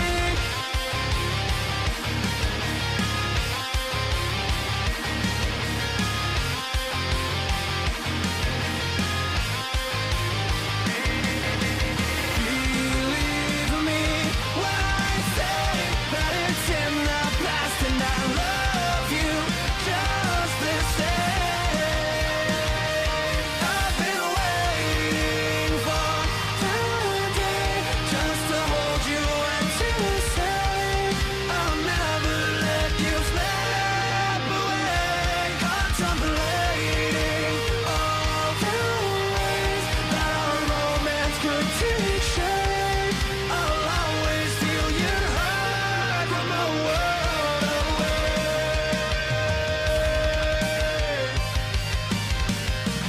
Think of everything that's happened just to bring us where we are.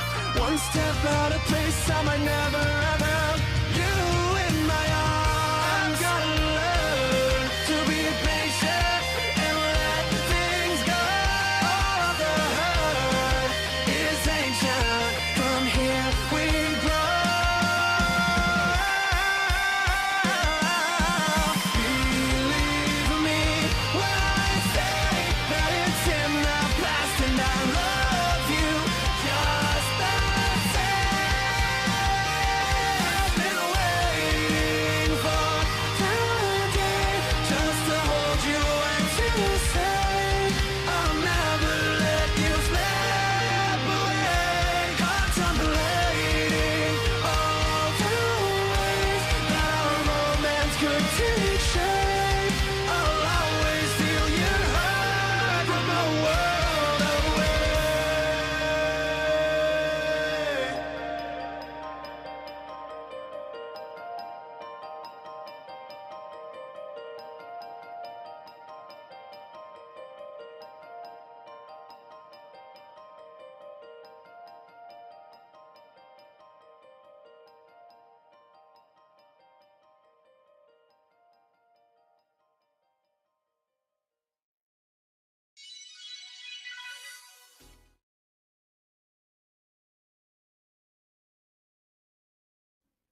Welcome back, ladies and gentlemen. I hope you had a great time during our short interval, because I know we did, and we're back for more action of JDG versus RNG. As always, I am AC. Joining me is Nightstar. Game number 1 was weird, but we got through it. Game number 2, what can we expect, Nightstar? Well, we should expect. Gotta say, The unexpected. yeah. More like I actually don't think either teams will change a whole lot from a draft perspective. Okay. And for playstyle, maybe put Xiaolongbao more on a champion that can directly combat Kanavi. We saw the early Trundle pick come out, and it was really able to influence the lanes. But unfortunately, the moment the 5v5 started happening, Trundle just really felt out of place. You didn't get the playmaking that you expect from Xiaolongbao, because what's his playmaking abilities? I press R and I guess I throw a pillar every once in a while. Yeah. Trundle is a champion that requires a lot of early game pressure in order to be a relevant threat. I mean, that being said, you still have utility in the later stages Oh, yeah. of the game. If not by molding terrain, you gain that utility by reducing an enemy tank to nothing more than a bruiser. So there is still some utility. The problem was you were so behind in the earlier stages of the game that you could never actually be in a position to pose a threat to the front line of JDG as a Trundle. Yeah, they kind of just ignored him. I mean, it really just plays very similarly to old Nunu, where the goal of Trundle or the goal of old Nunu was to make the enemy jungler as useless as you are, or force them to try and respond to you, because you know that late game you're not an impact, but if you slow down their power curve the way you are able to on those Yeah. two champions, like You'll actually that's your feel a curve on impact. your side. Exactly. I mean, I don't necessarily agree with that. It's kind of offensive that you talk about my boy Nunu like that, but I understand where you're coming from, and I'll take it. You I'll take it drag him because- down to your level, and then you beat him with experience. Exactly. No, I fully understand and agree that with that statement. So much so, we saw exactly what happened. My problem with Xiaolongbao, this game in particular, was that he felt very restricted to his own side of the jungle without any real necessity to do so. There was a lot of potential for